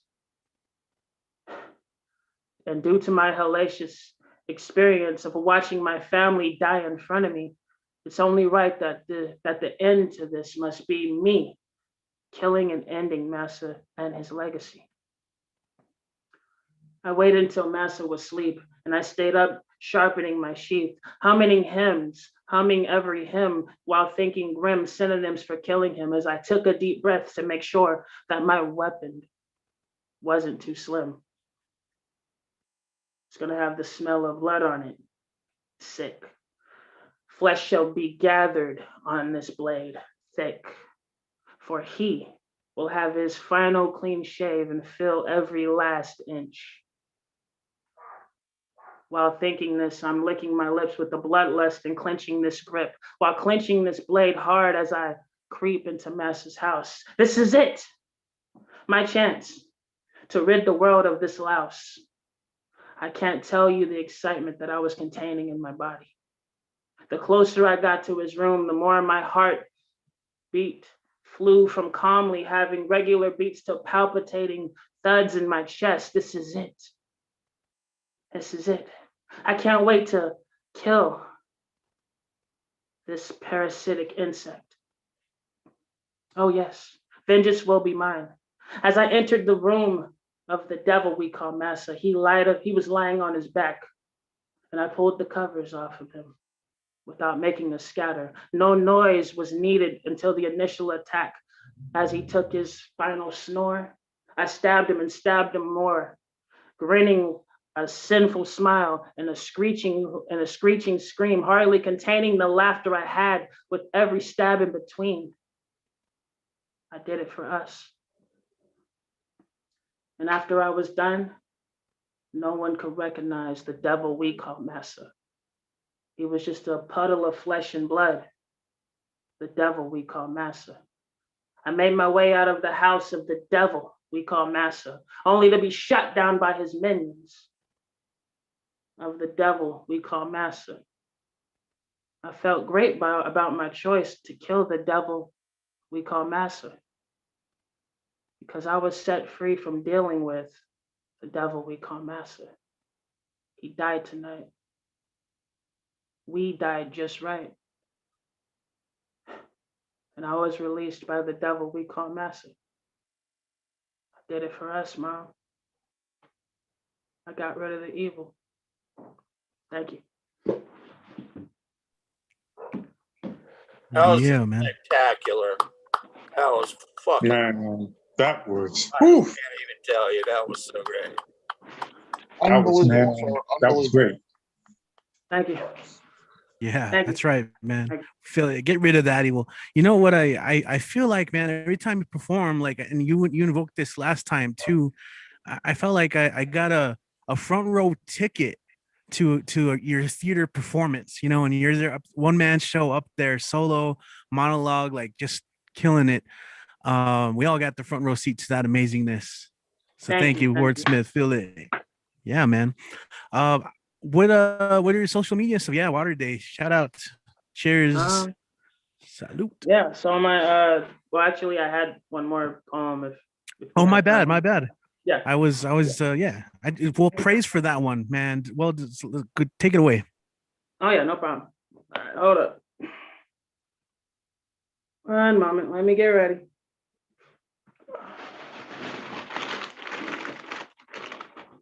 Put these out here for a minute.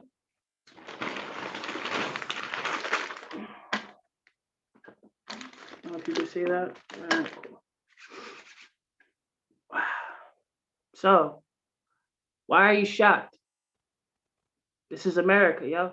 It wasn't even cold that night, but I grabbed my hoodie and I headed to the store to grab an Arizona and some goodies. The goodies were some Skittles. And I took a moment to fiddle inside the bag that I had to just open my tea when I felt something, and that something was someone watching me.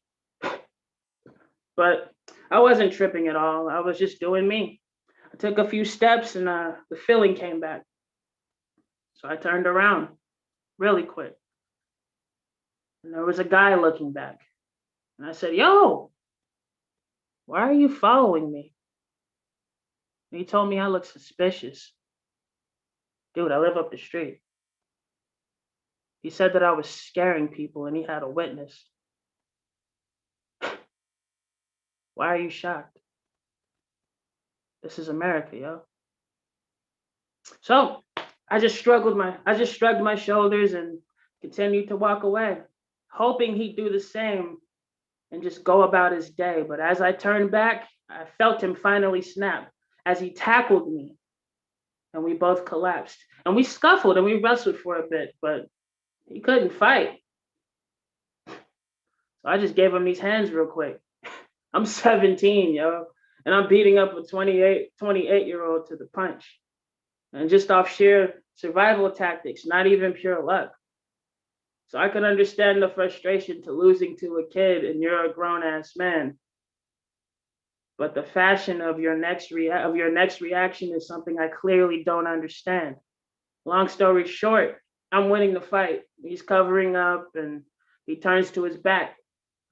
After that, I saw a flash and my chest became tight and the air left my body and I fell like a potato sack. And as I crawled away, I tried to scream for help, but the loss of blood only let me get out a whisper. Grabbing a fistful of gravel and tears running down my cheek, I said my mother's name and I succumbed to my fate. Why are you shocked? This is America, yo. He checked my body, but he ignored my final pleas. He was hoping to find drugs, but all he found was some Skittles and a tea. He was found not guilty, by the way. Why are you shocked? Why are all of you shocked? This is America, yo. Like, what should we teach our young Black kids? Only to wear your hoodies when it's cold?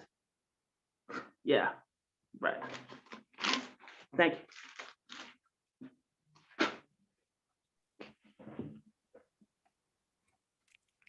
you. A snap, man.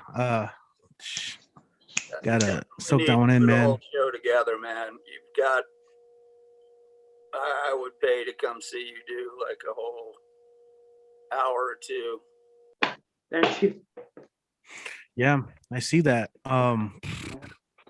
They're heavy, man. I'm letting this sit a little, but damn, we won't forget. We won't forget. You know, we can't. So thank you for both of those. You know, but that, man, Yeah. heavy. So you know, are you posting these anywhere online or like how can people keep up with you? I'm on Instagram, Wordsmith Philly 8989. I post a lot of stuff on there, so that's usually where my stuff's at, and I usually just transfer whatever is on Instagram to my Facebook. So yeah, my Facebook is Philip Boykin, so PHILLIP, and then my excuse me. So my last name is BOYKIN, Boykin. Feel free to follow me. There you go. Awesome, Thank you man. for Yeah. giving me this platform to do my thing. I really appreciate it. Yeah, man, you need that platform. We were asking right now, but you better be working on that play, you know, that one person play, just you know, performance, really get people out and bring out your pieces, you know, because you've been doing them here, and I'm also glad, just like Matthew earlier, I'm glad that we were able to come back, because I know the first time you came through, the signal was crazy, and we were losing you, and we couldn't hear you. Man. We had to do like a web redemption and stuff, but I'm glad you got to share these, man. Even again, the just the performance of it as well, you know. Man. Yeah, and also thanks Lee for that link there too that you just shared in the chat. If you guys missed it, go scroll up and check that out really quick. All right, cool. Thank you, Phil. Let's go and keep going. We're gonna go ahead and go to Maine, where we have a mainstay of the pandemic poets in the online scene. We have Generalissimo in the house, the inventor of the Franco coup. What is up, Generalissimo. Welcome, welcome, welcome. Oh, shalom, everyone. Yeah, I wrote this afternoon in a little workshop. Is Leslie still here? Because I want to read some pieces that I did during her Tumble Words when she played the cello for everyone. So after I do this, this doesn't have a title yet. One of the juxtapositions of winter is how on days after blizzards, entire swaths of earth covered in blinding white are considered both beautiful and dangerous. How a sunny day, how a sunny day feels dark and overcast, how wind blows snow from tree branches overhanging streets and driveways, allowing the storm to linger after it has stopped. Because winter is never just one storm. Winter is bitter cold without snow that can feel like pins and needles, committing non-consensual acts of acupuncture if you dare expose a smidgen of skin when it is necessary to step out of doors. Winter is the feeling of hot tea falling down your throat, warming your entire being, like ice cold grape Gatorade feels after you have been pushing a lawnmower in sweltering summer sun. Winter is getting layered up, putting on a clean pair of thick, soft, yet tough winter socks over your toes, feet, ankles, shins, calves that stretch almost to your knees so that what goes inside your boots feels like a swaddled infant protected from its environs. Winter is taking a couple of extra minutes and a hot shower, then stepping out of it into a bathroom air that makes you wonder if your heat isn't working. Winter is choosing to live somewhere where summers are shorter and sweltering never hits 85 or 90 degrees. But winter is less about statistics and specifics. Winter is a recurrence. Winter is a lesson we learn and relearn. Winter is a list of solutions derived from a list of hindrances.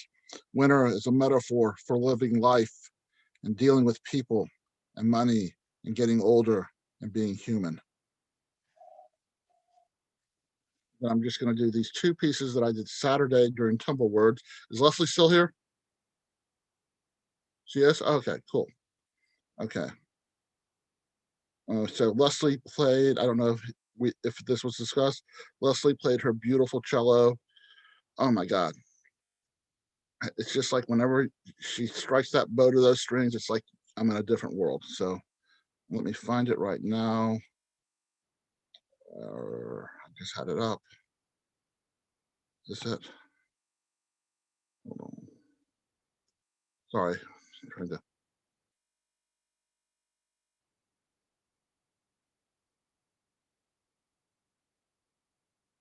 No, that's not it. I'm sorry.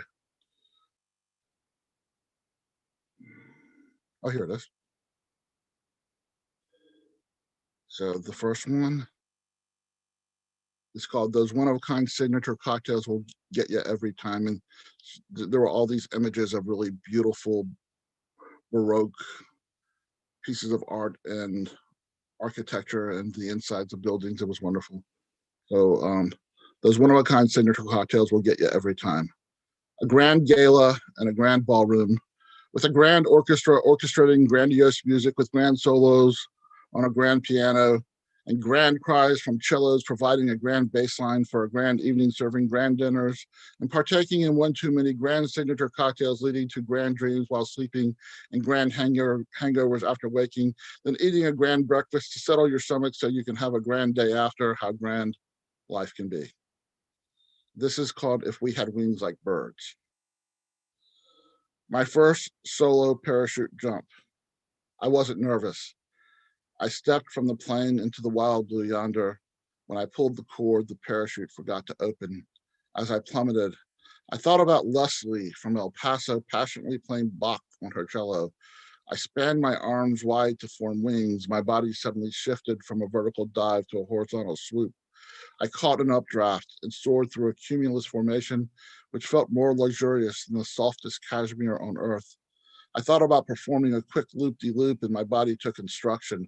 I wondered if maybe I had landed back on land in not so good condition, but not so, because as I soared back through the cloud and resided back in the atmosphere, a reserve chute popped open and I landed first feet in a meadow of daffodils laced with lascivious lavender.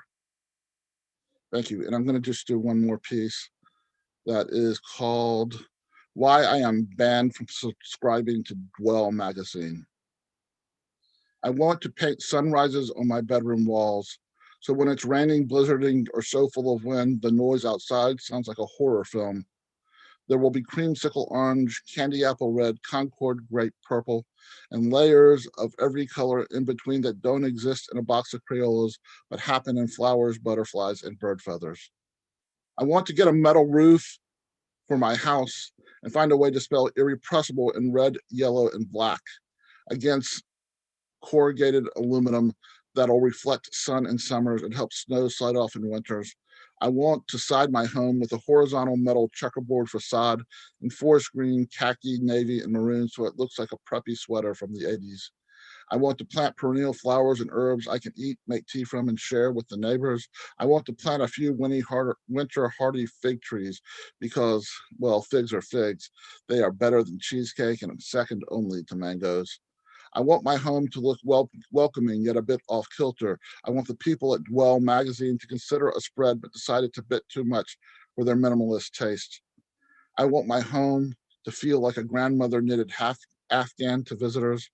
I want my home to be a perfect place to host a potluck for disparate poets to serve their secret recipe poetry and get drunk on words. Gracias, everyone. Gracias, Richie. Yeah. This wonderful reading every week. Salute to that. Thank you. Cheers. And I love that a lot of you guys were able to make it to Leslie's workshop and create such wonderful pieces. Leslie is amazing, and it's always a treat to get her performing as well. So dig it, man. And I don't think you were here yet, but I'm gonna be hosting a workshop at Tumblewords on Saturday, April 3rd. So it's mixtape music. So, but Generalissimo, you are the great connector. I know you got the links and you connect people. You're also going to be included in the upcoming Cinemike mixtape. So look forward to that at the end of the month. Our mixtape poetry mixtape video based on film and cinema. But how can people connect with you and find you online if they're tuning in and just seeing you for the first time? I'll put all my info in the chat. It's Brian Ira Franco on Facebook and GNRLSMO on Instagram. And I have a lot of features and other things coming up. I was the guest poet for a Fincabulary podcast, which is Trisha De Jesus. I'm not sure she's here tonight or not because I came in late. But you should listen to all of her things where she's highlighted a lot of our pandemic poets, and her voice when she introduces us is so mellifluous and fantastic, and the way she promotes us is spectacular because she is a spectacular person. So thank you. I was muted by accident. Yes. Much love to Finn Bell as well. And she is here. Yeah, she went very early, I think second or third. And that is a cool episode. I really like the format and the stories you told. So yeah, I look forward to what you're gonna come up with every week. Thank you, Generalissimo. And also you are following him, as I think I mentioned before, you do get a preview of some stuff that he's working on from to the Franco coups to all the food posts. I love a good food post, and Brian comes with the best of them when he's got working on. So yeah. So shameless self-promotion, Saturday, April 3rd, Tumblewords. I'm gonna be doing a workshop, mixtape music or mixtape muse, depends how you want to read it. Come around, see what that's gonna be about. I got some stuff planned. Alrighty then. So thank you, Generalissimo, for coming through. We're gonna go ahead and let's see. I'm looking through the list. I'm kind of shifting around based on who's showing up, who's here, who's not here and stuff. But you know, our next performer is joining us, one of our Southwest neighbors, doing some amazing things in Albuquerque. You've already heard Red or Green Books, and the word is right. And of course, we already know it is it's what the water theme, right? So you guys already know what's coming up. We got Marissa Prada up next. Marissa, what's up? How you doing? What is up, Richie? Hey, would you like me to read to the theme, or is it cool if I read something else tonight? Yo, you can read. Yeah, go with what you feel. Okay, only because I read this piece this afternoon and it really resonated with a fellow poet. And so I just feel like maybe it needs to be read. So I'll do two pieces today. This is a serious one. The second one's for the ladies. But this was inspired by a news article, a clip on TV news that I saw of a woman who buried her husband because he was rationing his insulin. And he wound up passing away, and she had 2 young children. And then a close friend of mine told me that he has type 1 diabetes and that he struggles a lot with funding his medication, and he has 2 young boys. And so I wrote this. This was just before the pandemic when I wrote this. I dug it out today, and then it seemed to hit some folks. And so I just kind of feel like it's on my heart. I really want to just read it today in case there's anyone out there who might need to hear it. This is titled Rations. Tulips. I always loved tulips, the pink and white ones. Even when they looked droopy, they were my favorite. Roses. You always loved roses, blue ones. Why the fuck blue? Such a sad color. But they were your favorites still. Still, never imagined I'd lay them across your casket. Not so many years old, married not enough years yet, heaven bound now. Never imagined you'd ration insulin for the mortgage, for the food, for the lights that light this house. Never imagined we'd be a widow and orphans when we woke up that morning.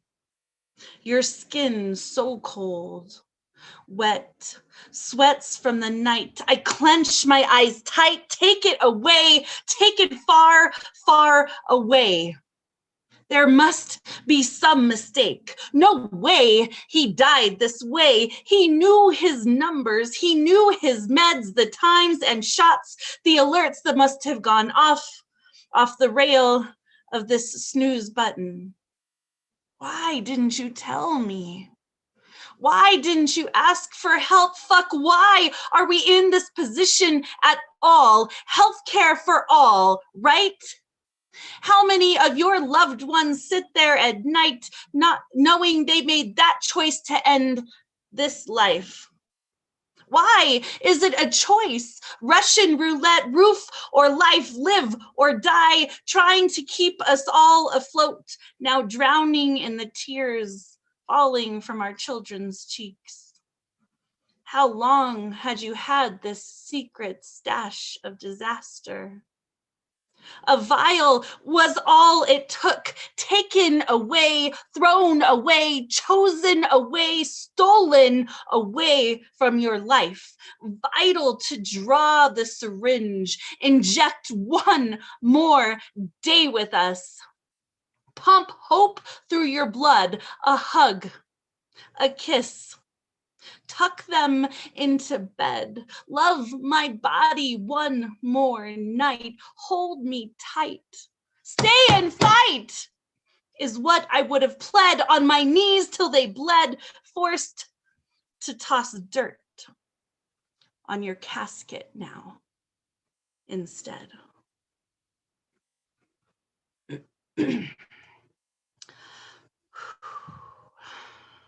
All right.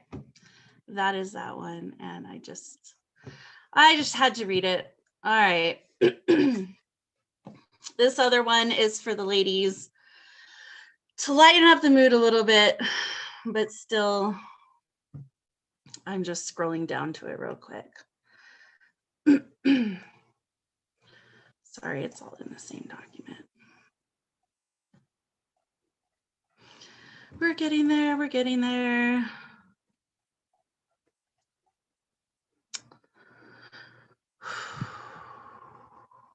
Okay, here we go. This is titled Giddy Up.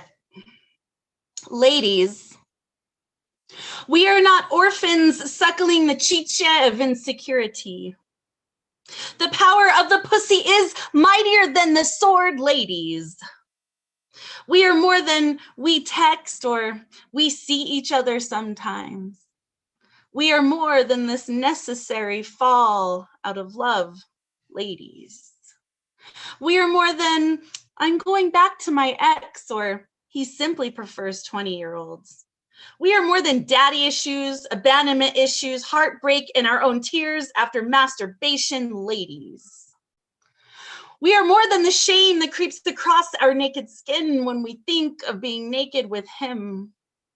We are more than the cracks in our chest when we remember our breasts exposed, our legs exposed, our eyes swimming in sensation, our love language being spoken, our time being taken for granted, our sex being stolen, diminished to a pile of convenient servitude on his time, on his recklessness, on his sheer disregard. But hey, life is hard and love is a motherfucker, right? Women have no rights in this realm when a man can recant his affection so savagely. Cruel intentions complete this chapter again, ladies. When will we begin to believe there are great men conceived searching for us? Where we are not wasted fodder, not an atrophied trophy of pyrite. Right is our gut as we fall deaf and blind to the signs. He was never in it for us, with us. Such a heavy truth to bear. Beautiful ladies of my heart, I see you. Do not go willing to the dark. Rebound, re-spark, relight your heart. Yes, each and every time you hindsight heroines. He failed you. Do not fail yourself, ladies. Get back on that horse and ride into your own fucking sunset. There you go, ladies. Yes. Oh, thank you all so much. Oh, hell yeah. Coming to you live from Yacht Wolf. It's River of Lights. Oh my goodness. But anyways, well, come find me. Marissa Prada on Facebook, Prada Painting and Poetry on IG. I co-author The Word is Right, WRITE. I author Poetography 505. And of course, Red or Green Books, READ, redorgreenbooks.com is our website. We're on Facebook and IG. We have incredible things coming up. And I just started a private erotic poetry group. So if you want to write erotica, share erotica, learn erotica, hang out with erotic poets, come and hang out. It is a private group though, 18 and over, but we'd love to have you. Oh yeah. I love it. I love it. Check that out. You can find it on Pandemic Poets, right? Like links and stuff. Hit you up. Yes. Oh, I forgot to tell you, we have $1,000 cash slam happening April 3rd. The due dates to get that $50 entry fee in are very, very soon. They're to get sent into Mr. Speaker. So I have all of the details on all of the pages, but $1,000 cash slam. So get on that. That's awesome. That's really cool. I'm so it's been a long time, but I'll definitely share that. I'm doing a live show that day.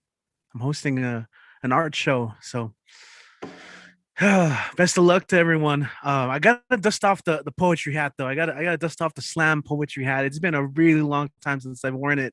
But if anyone's ever thought about it, it's a really just fun way. It's much different than an open mic. The poetry slams, they always have a different energy to them, and so you should definitely experience it if you haven't had a chance to. And I'm I haven't done one online yet or seen one, but that sounds like a different kind of stakes and energy too. So definitely look forward to that. thanks for all you do, Marissa. That's it's amazing. So just want to say that, and inspiring. So shout out to everyone who's making moves. Seeing a lot of those people here tonight, and it wouldn't be the same without you guys here.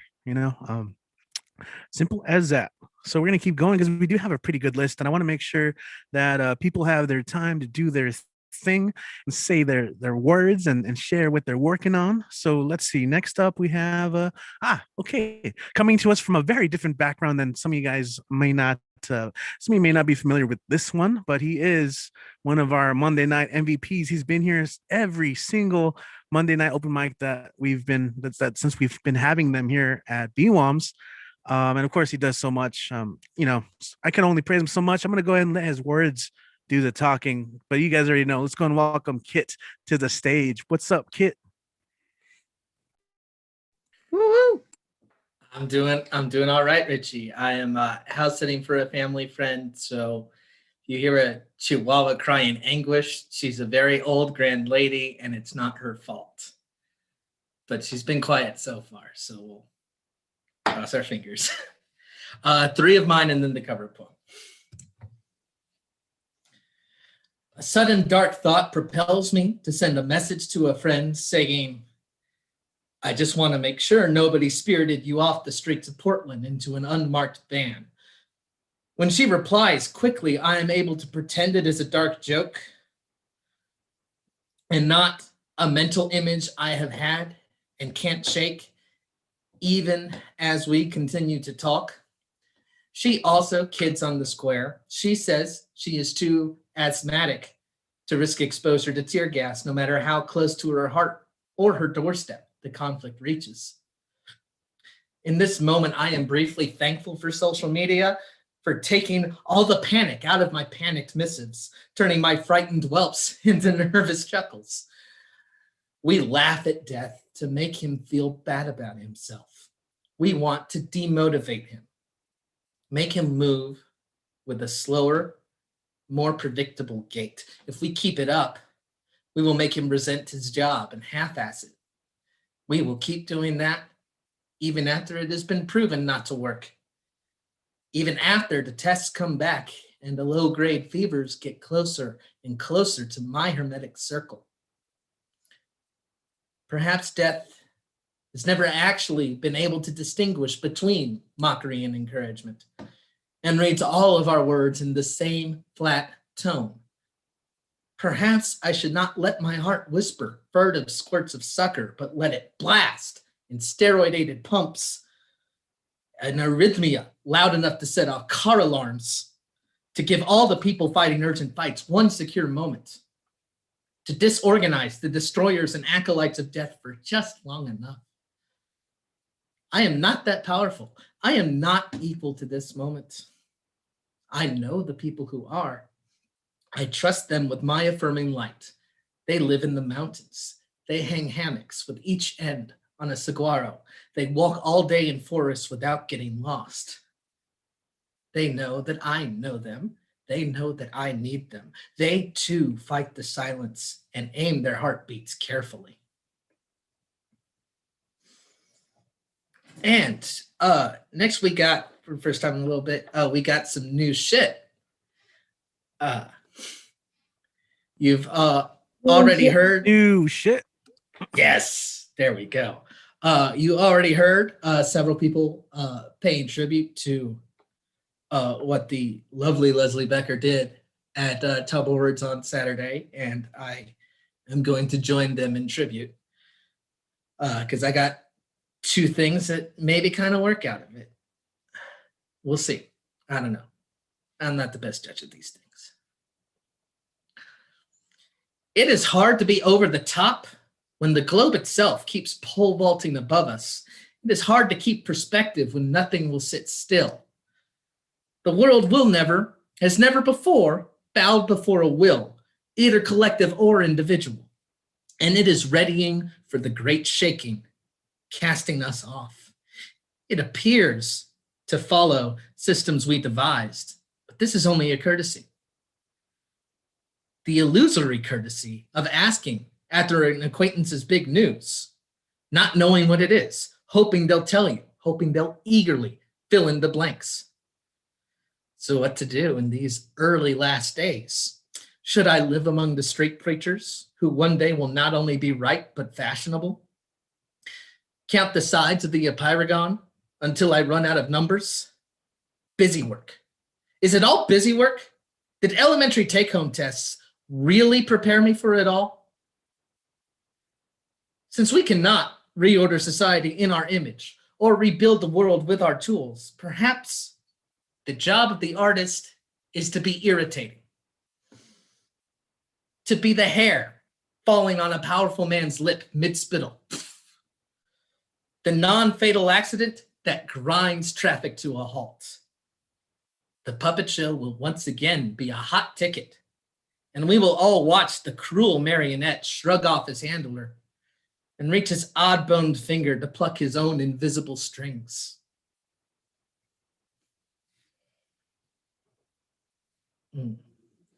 Then the second one, also new, because Leslie pointed out something that I didn't know about Bach's cello suites in particular, that people will record them over and over again. And that's very interesting to me. And it seems like, well, I'll just read it and I'll explain it better than I can. That's the reason I fucking wrote it. Musical perfectionism tends to result in more recordings. Writerly perfectionism ends in fire. Kafka and Dickinson were exacting and explicit. Burn everything. It pays to misunderstand. It pays to be comfortable with being misunderstood. Walt Whitman kept mowing leaves of grass until it looked like all the other lawns. W.H. Auden changed or to and another light went out over Europe. Perfectionism is 2 syllables too long. I would like the expansive musical approach that creates sibling recordings. What I have instead is the neurotic, writerly, lofty standards that abort, that pull dishes out of cold ovens, that pour coffee through a colander into the sink, sells the crib and the baby to 2 different buyers.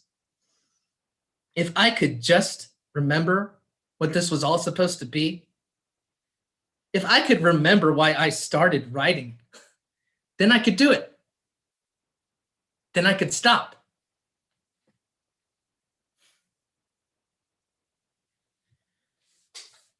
And we come to the cover poem. And the cover poem, yesterday, Adam Zagajewski passed away.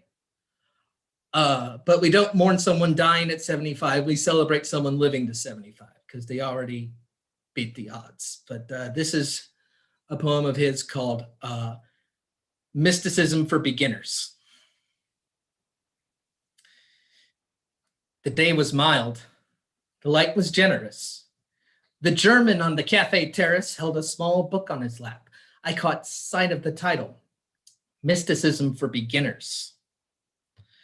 Suddenly I understood that the swallows patrolling the streets of Montepulciano with their shrill whistles, and the hushed talk of timid travelers from Eastern so-called Central Europe, and the white herons standing yesterday, the day before, like nuns in fields of rice, and the dusk, slow and systematic, erasing the outlines of medieval houses, and olive trees on little hills abandoned to the wind and heat, and the head of the unknown princess that I saw and admired in the Louvre, and stained glass windows like butterfly wings sprinkled with pollen, and the little nightingale practicing its speech beside the highway, and any journey, any kind of trip, are only mysticism for beginners. The elementary course, prelude to a test that's been postponed.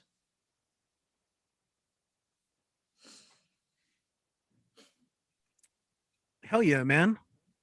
Kit, man, what a killer set as always. You and your mom both came through on those sets. Dig it, Family man. affair. The I was, family yeah, business. right. I was waiting for the Chihuahua to yap up in applause, you know, because we know dogs can't snap, so they bark.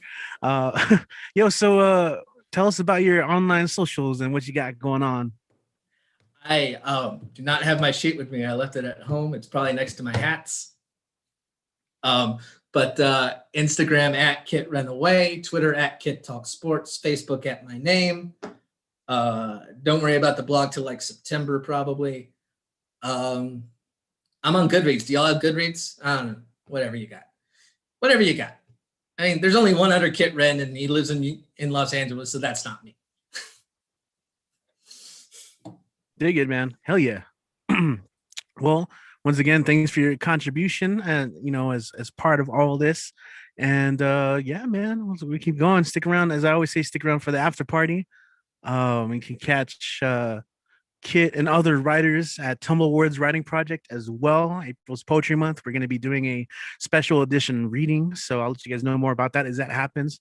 But right now, we're going to keep going down the list. And at the beginning of the show, I had mentioned that I'm starting a new series for poets in the region, El Paso, Juarez, Las Cruces, Albuquerque, if the trip is worth it, you know. But just shooting some high quality video and audio just to put poems out there on a platform. I released the first episode yesterday for World Poetry Day, featuring my friend Celia Aguilar. She's been here once or twice, but I can't remember which episodes off the top of my head. But she's an amazing performer. So check out her piece, Better Days. And episode 2 will be released this Friday in anticipation of Poetry Month. And you might recognize the episode 2 because it's going to feature Denise Signs, who you guys do know, and she's up next. And so, Denise, it's good to have you back. I think this might be the almost kind of the latest you've performed, but how are you doing today? Welcome back. I'm doing really good. Time has a way of escaping me lately, but I'm glad I'm here, and I'm glad everyone stayed up who's here. Thank you guys. So I wrote a new poem today, and as soon as I finished writing it, I realized, you know what, this really reminds me of this other poem I've read, and it's by Olga Garcia, and it's called Lingualistic Algo, Spoken Broken Word. So I'm going to start off with hers, and then I'll take it to mine. ¿Qué quieren conmigo los puristas? All tongue-tied and sitting proper behind fat stoic dictionaries. I've already eaten the thin white skeleton of foreign words, choked on the bones of English only, learned the art of speaking in codes and code switching, learned to spit palabras out of boca abierta like bullets, like fire, like fuego, like poems. Have already been witness to silence, to white-haired first-grade teacher bringing finger to lips and saying, shh, speak English. You're in America now, speak English. Mi bisabuela fue yaqui, mi abuela mexicana, mi madre mestiza, y yo, your worst linguistic nightmare, hecho realidad. Aquí se le echa de todo, islos, attitude, chile chipotle, Chicana power fist held in air. Aquí el inglés se quita sus moños, wears pantalones wangos, and dances slow motion to oldies. Aquí el inglés strips over itself, y el español comes down off its high horse, cruises down Whittier Boulevard in a beat-up station wagon, in a minivan, in a cherry red Impala lowrider. Guachala, it rides the bus, eats chiles, spiced mangoes, and elotes smothered in mayonesa. It learns to say pa instead of para, ca instead of acá, ya instead of allá. Travel pa acá y pa allá y pa acá, pacalo, órale. Somos las chicas patas lenguas que no se rajan, cruzando linguistic fronteras sin papeles, illegal tongues jumping over barbed wire fences, running down como las cucarachas. When you hit the light switch, córrale, cuquita, córrale. Aquí el lenguaje existe en el momento. Que Conejo hits up Pablo for a ride. Come on, vato, give me un aventón to the marqueta. Y Pablo lo manda a la fregada. With a wave of a hand y con, chale, dude, ¿qué me ves? Cara de taxi cab. Aquí se usa lo que sirve, el rascuache, el mestizaje, las leftovers y lo yet to be born. Aquí cada palabra está viva, respira, and all the spoken, broken guachalas, los eses and esas of the world stand up in defiance and shout, hey, and ain't I a word?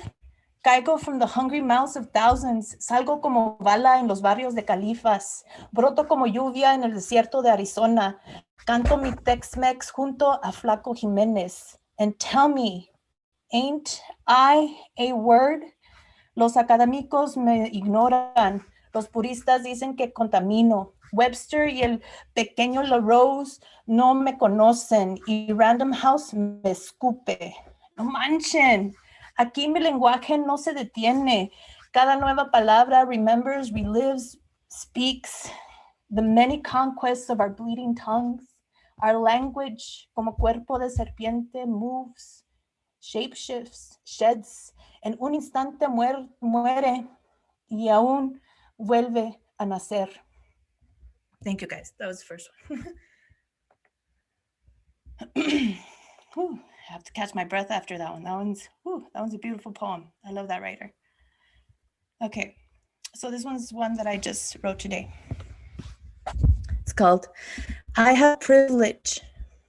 As a brown Chicana, I have the privilege of being born in America. I don't fear for the day ICE can take my parents away. I don't have to worry about finding a job that pays under the table because I have the privilege of being able to work where I want. At least that's what it looks like from the view outside the imaginary borderline. The demand for bilingual Mexican American isn't high, and we all just try to get by. In call centers, changing our names from Juan to John and Maria to Mary, because they always ask to speak to someone from this country. I had the privilege of getting put in speech therapy so I could learn how to speak American. It's best if we just call you Paul because Pablo sounds silly and you're lucky to live in America. In this room, we speak English. In this establishment, we speak English. If you could please just speak English around my family. You know, my parents are from a different time. Yet later that night, they ask you to pretend that you don't understand a lick of English. And they really, really love when you roll your R's and you let your accent run. So they can fetishize our culture, but they'll fight tooth and nail before they accept it. But I don't have an accent because I had to learn to assimilate. Because the sound of my ancestors rolling off my tongue sounded dirty, savage, and uneducated. Preparing me to succeed outside of my community, I had to dream big and think outside my block to the world that awaits if I could be less like myself. Let go of my culture and accept the one that brings opportunity, because there just isn't enough demand for Chicanx or Latinx poetry or literature. Readers aren't ready to consume immigrant stories. And those of us who are bilingual are just not readers. We don't find ourselves in books, so we don't read them. So they keep the ink out of our pens and our creativity off of the streets. They remind you that your people are not literate because their only goal is to keep us illiterate. Why do you think they tell us in middle school that we just have to wait to turn 16 so we can drop out without the need of parental consent? Because if we still roll our R's and speak with an accent, what use is an education? So please, by all means, don't show up to school. Perpetuate the dropout rate so we can keep the elite white and tidy. Cleanliness is next to godliness. And there's just no demand for a dirty Mexican. Maybe learn to speak American because it's a privilege to be born here. Even my pronunciation should sound patriotic. They'll only accept you, if you don't mind, the taste of licking boots. Thank you. Oh, damn. That last line, though. Yeah. Girls go Liquor off. Holy sweater. shit. Just. Oh, I wasn't sure if you had another one. I was like, okay. Oh no, Dramatic pause. that's it. Okay. Okay. Hell yeah. Yo, lots of truth in that last one, you know, and I think that's why doing these literary events are so important. Like that's that's what I consume my life with, and teaching education, all these open mics and writing workshops. So I mean, let's keep working at that, you know, and Yeah. Keep opening. I mean, if they don't have a seat at the table for us, let's make our own goddamn yeah. fucking table. Yeah. You know? Yeah, exactly. That's it right there. Man, the world, your video is gonna drop on Friday. I'm so excited. Thank you for that. Tio Nancatal, right? Yes, Teo Nanakatal. That's one of my Tio favorites, and Nancatal. it's also going to be in my book that's coming out this summer, which I'm super excited about. All thanks to Marissa, and there was Matthew that's here, who's also part of it, and Elemental. I don't know. It's just a bunch of beautiful people, and I'm glad to be doing it with them. Good. Yeah, we're building that literary culture. So people who are watching on YouTube right now, like maybe years later, like how can they like find out more about that book release and just more of your work? Oh yes, I have a thing. Look, hopefully it works. Guide me a bit. There we go. Nice. Is that okay? Yeah, right? Looks great. Yeah. All right. That's tradition. You got to be like, read them and weep. And then super cool. And also you can find more red or green books there. I see, Marissa. Yes. But oh yeah. Awesome, Denise. Thank you so much. Thank you. Bye. All right. Cool. Bye. Peace. I mean, you're not leaving, I hope. But we got more peeps coming up. In fact, I think we are going to, let me take a look at the list. Yeah, we got some more people. We're gonna go to Cleveland. Got it right this time. I'm so sorry. We got Urban Cowboy Poet in the house. Let's see. Are you still with us? Gotta make sure. Yes, you are. Okay. I gotta find you. There you are. How are you doing today, Greg? I'm fading, but I'm still with you. Awesome, man. We got you. I am back in Cleveland this week. I enjoy speaking other languages. Every winter except this last one, I've been escaping to Spanish-speaking countries, donde puedo hablar español. And I try to practice my Spanish with Latinas here every time I can. I always tell them to slow down so I can understand them. I did a water theme poem for Nuyo. I got one more that deals sort of with the water. Legend, fire diving. On a hot day in the summer, Charlie did what he loved most. He went scuba diving off the California coast. No better way to keep cool than exploring in the water. What Charlie didn't know was that his day would get much hotter. As he was hunting clams and stuff and flippering around, from above the surf, he heard a whoopa whoopa sound. Charlie got to wondering just what that could be, and a round metallic vessel started submerging in the sea. He felt himself being pulled aboard by some powerful suction. What the heck was going on? Alien abduction? Was Charlie being hijacked to some aqueous moon of Jupiter by flippered beings who think that he's just like them, only stupider? While Charlie was out there swimming around and playing scuba games, 100 square miles of forest land was going up in flames. The U.S. Forest Service had to set its plan in motion. They sent a fleet of aircraft to scoop water from the ocean. Short of flying saucer, there's a Forest Service chopper carrying seawater, fishes, crabs, and Charlie in its hopper. 1 minute Charlie's in the sea, then in the wild blue yonder. Next thing he knows, he's fighting fires. He's become a first responder. When the pilot dumped his bucket on the patch he aimed to soak, Charlie landed in the branches of a blackened red oak. He dived equipped with tank and mask, flippers, and wetsuit, but he forgot to bring along his fireproof parachute. Later, when the rangers surveyed damage they could see, they spied a curious crispy critter hanging in a tree. Is that a bear way up there? One ranger had to ask. Not unless a bear would wear 2 flippers and a mask. California firemen's wives are so proud of their spouses who fought to save the pot farms and the $1 million houses. If you'd asked old Charlie's wife, she'd have said the chance was 0 that her scuba diving hubby would turn out to be a hero. When they ID'd Charlie, his wife cried, but her head couldn't be held higher. He was credited with extinguishing 2 square yards of fire. Fate's a bitch when a man goes diving looking for adventures and winds up burned so bad he must be ID'd by his dentures. Thank you. Gracias.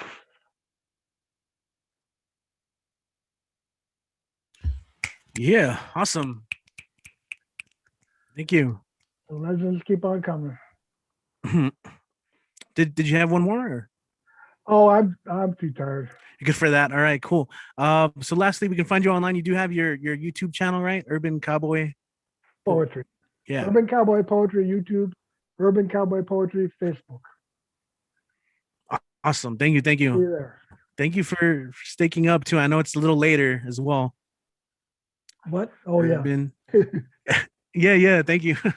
Because it does get kind of late for some of you guys. So I'm trying to get everyone on at a reasonable time. We usually try and end these around 11, but we've been going overtime. A couple weeks back we went 4 hours. It was crazy.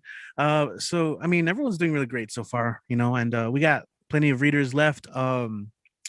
We have a returning poet. Some of you guys probably don't remember him because I don't know if you guys were regulars yet, but we do have another performer joining us from El Paso, or as he says, from the laundry room. We have Bob Sands in the house. He's got some poetry he wants to share. And Bob in the past has done some cool lighting and setups. Let me see, Bob, are you still with us? There you are. Cool. Welcome back, man. Thank you. It's good to be back. Can you guys hear me? There you are. It's a little hard. It's like kind of like you're underwater, but do your thing, man. Do your thing. Let me turn these off and just do it.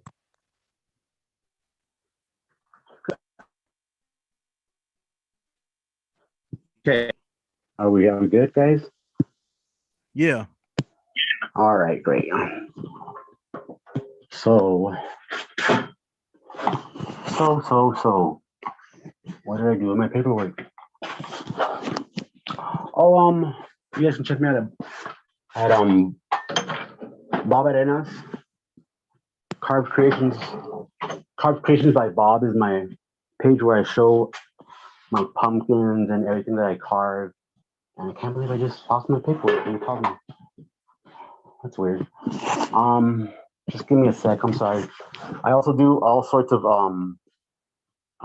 cemented bears. That is a puzzle that I haven't finished cutting out that I can put your kids on. What the heck? I just had it. You know what? Can you cut back to me? I don't know what happened. And that's like the main thing of my. Is it? Oh, no, that's not it either. Yeah, it's I can't find that my poem that I had it in my hand. You called me and I like jumped. And I seriously am in the laundry room, so maybe I left it out here. No. That's weird. Oh well. Why has everything happened to me at the last second, Richie?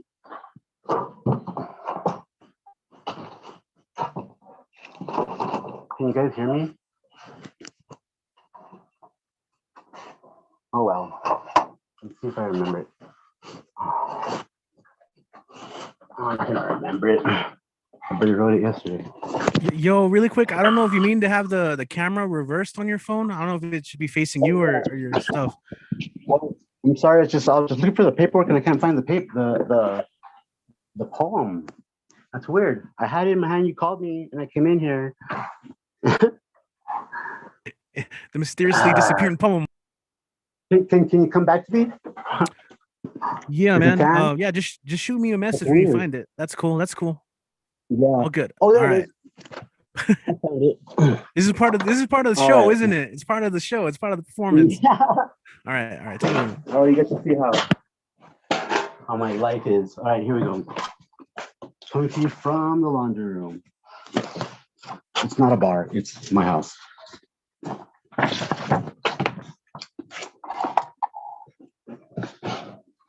I'm seriously parched. A second.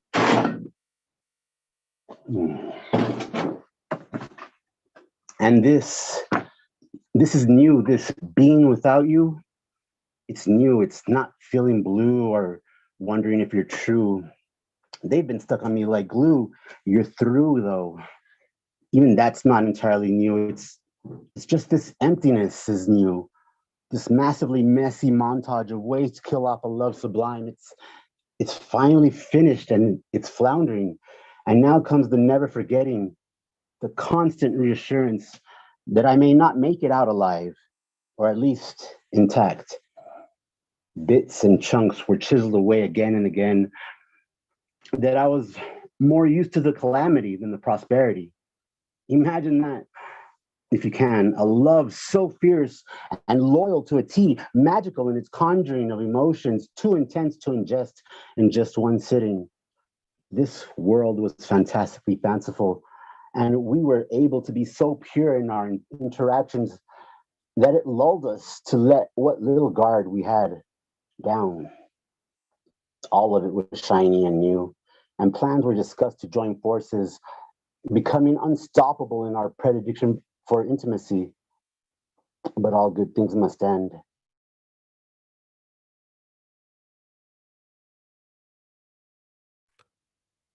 Oh damn. It's a pause. Wi-Fi pause. Although that would be a interesting place to end with it cutting out. How good things must. Oh yeah, there you are. There you are. You're back, man. Oh gosh, all good things must end. Oh, I'm sorry. Well, fuck that. Why? What celestial dunderskull? What divine turd monkey came up with that? With such tomfoolery? I will never comprehend that golden rule. And I'm going to sock him or her right smack dab in the chest so they can begin to grasp the pain that I've endured almost on the daily. Such loss is unfathomable to one riding a rainbow of hope that when it strikes, one can only hang his head in bemusement. When will it stop? When will the shininess of the new fade? When, more importantly, will I learn? My queen, my baby love, my heart, when will I ever be so golden as to actually make it through the gauntlet of love unscathed? I'm tired of the new. I'm lost and yearn for you.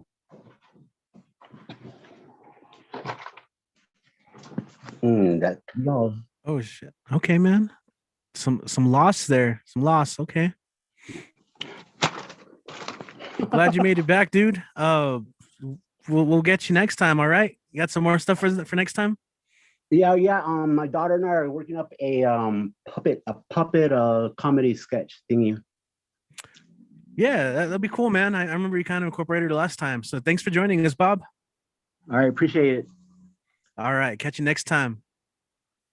There's some lines, man. I gotta go back and revisit, man. Who did come up with that? All things must come to an end, huh? That was almost poetic. Where as soon as you utter that line, your Wi-Fi cut you off. I'm like, stupid Wi-Fi. Dang, the performance is getting meta up in here. All right, but cool. We're gonna keep going on just so we can make sure everyone gets their time. Appreciate you, Bob. Thank you. All right, thanks, guys. Got a cool little tour too of the house and the laundry room. But yeah, man, we'll catch you. Let's see where we at. Okay, we're gonna go back to LA. If you guys know, class is about to be in session. We've got Teso Somok in the house. How are you doing today? Welcome back. Hey. How are you? I'm excellent. Just sipping on some coffee and enjoying some good words.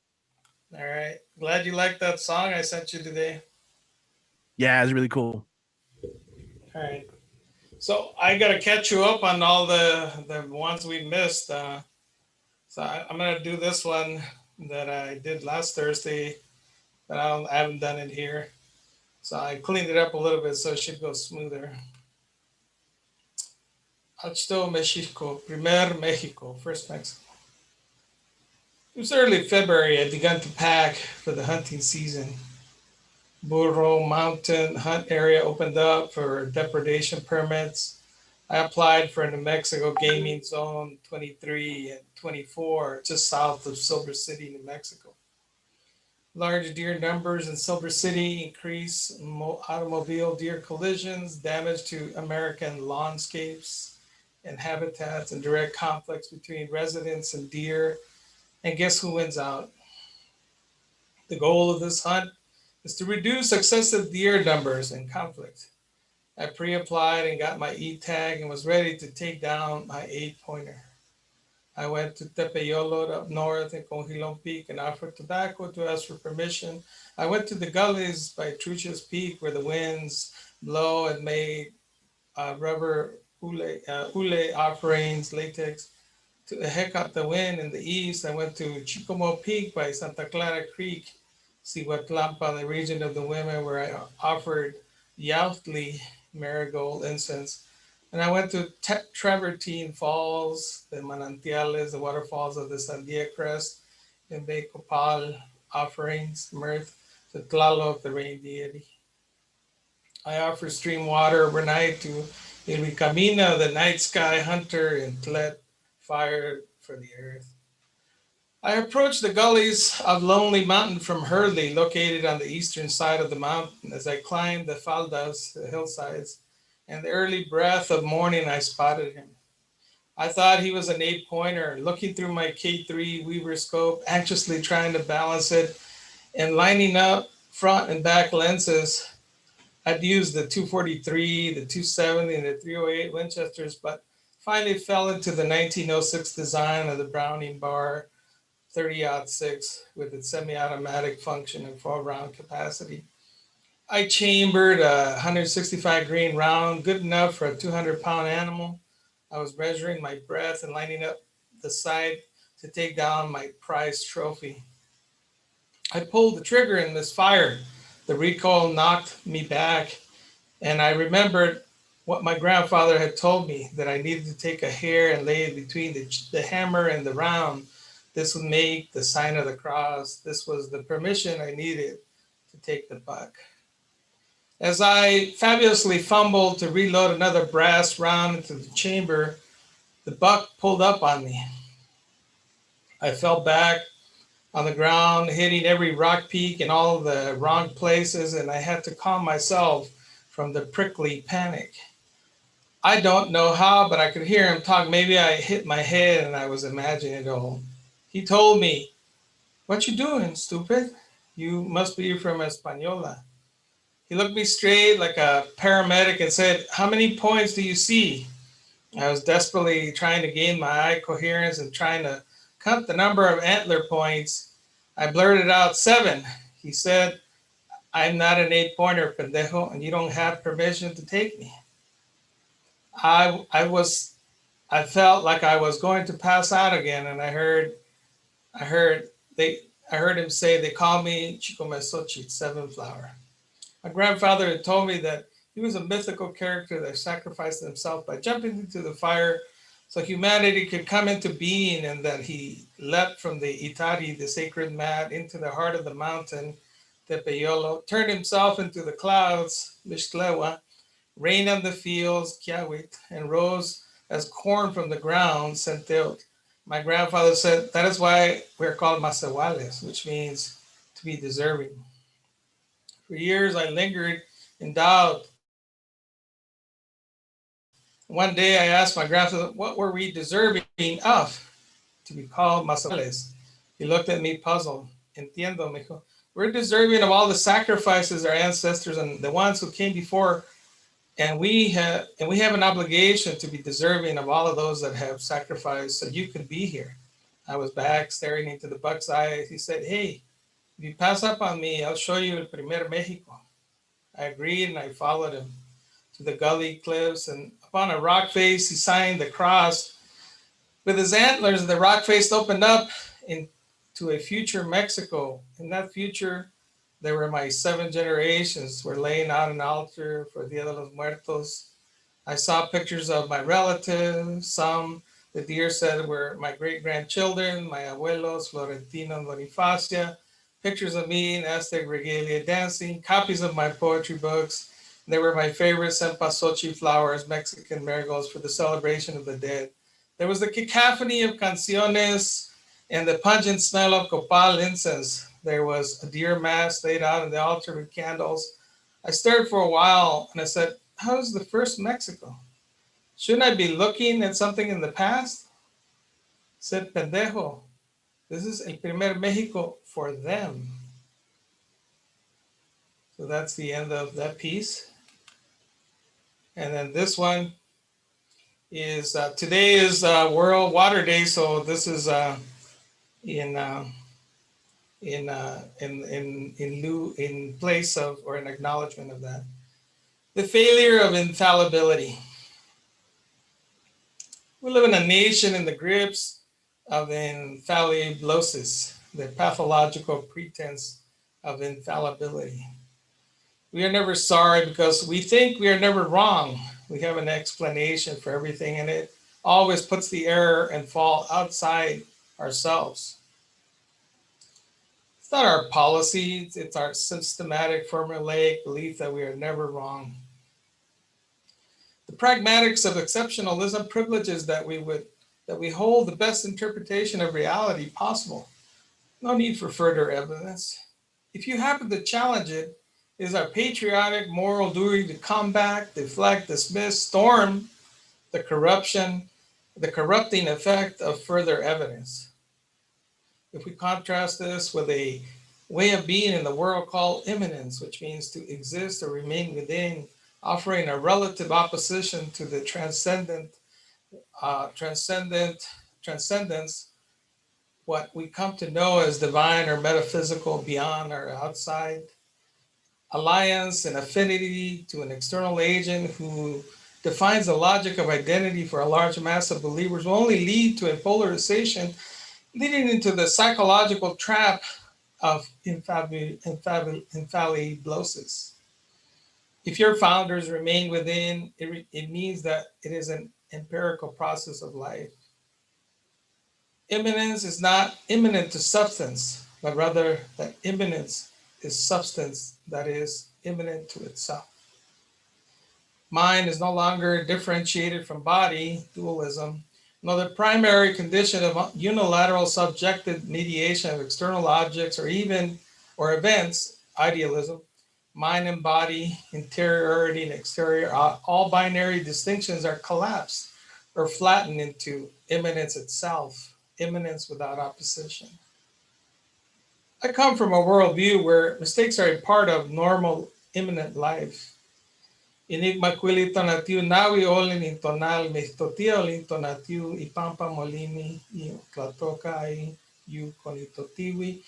In wewetke ipaninin mochiguas tlaloninis mayanolos inig tipoliwisque. We are living in the fifth sun. We call it nawi olin, forward movement. It's called the sun of motion because it moves, it goes on its way, and as the old men are saying, it is there. We will be earth movements, there will be famine, and thus we will perish. Before that, we had one called Nawi Hekat, forward wind. During all, it was carried by the wind. When the people failed to live by their obligations, they became monkeys, scattered through the mountains as 8 men went to live. But our third son was Nawi Kiawit, for rain, son of rain of fire. It rained fire, those who lived in it were burned, and during it sand also rained. At the end, it was flooded by Chalchi Ikwe, her skirt of turquoise, by a giant flood. And the people were turned to fishes. Today, the city is called Atepetl, water mountain. But why that? To have a city, you need a renewable water, a mountain, and a forest. But today they call a watershed an environmental theory. Chalchiu Ikwe In Ipan Mishewat At, she represents all that is water.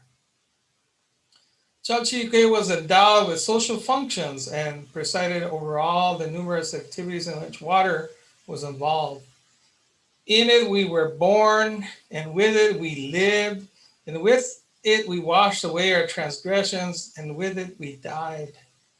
The assertion "in it we were born" designates the role water played in the stream bath, the Mascal rituals before and after childbirth. With it we lived, its functions in irrigating and fertilizing the land. With her we washed away transgressions. And finally, with her we died because she presided over the funerary ritual washing of the body.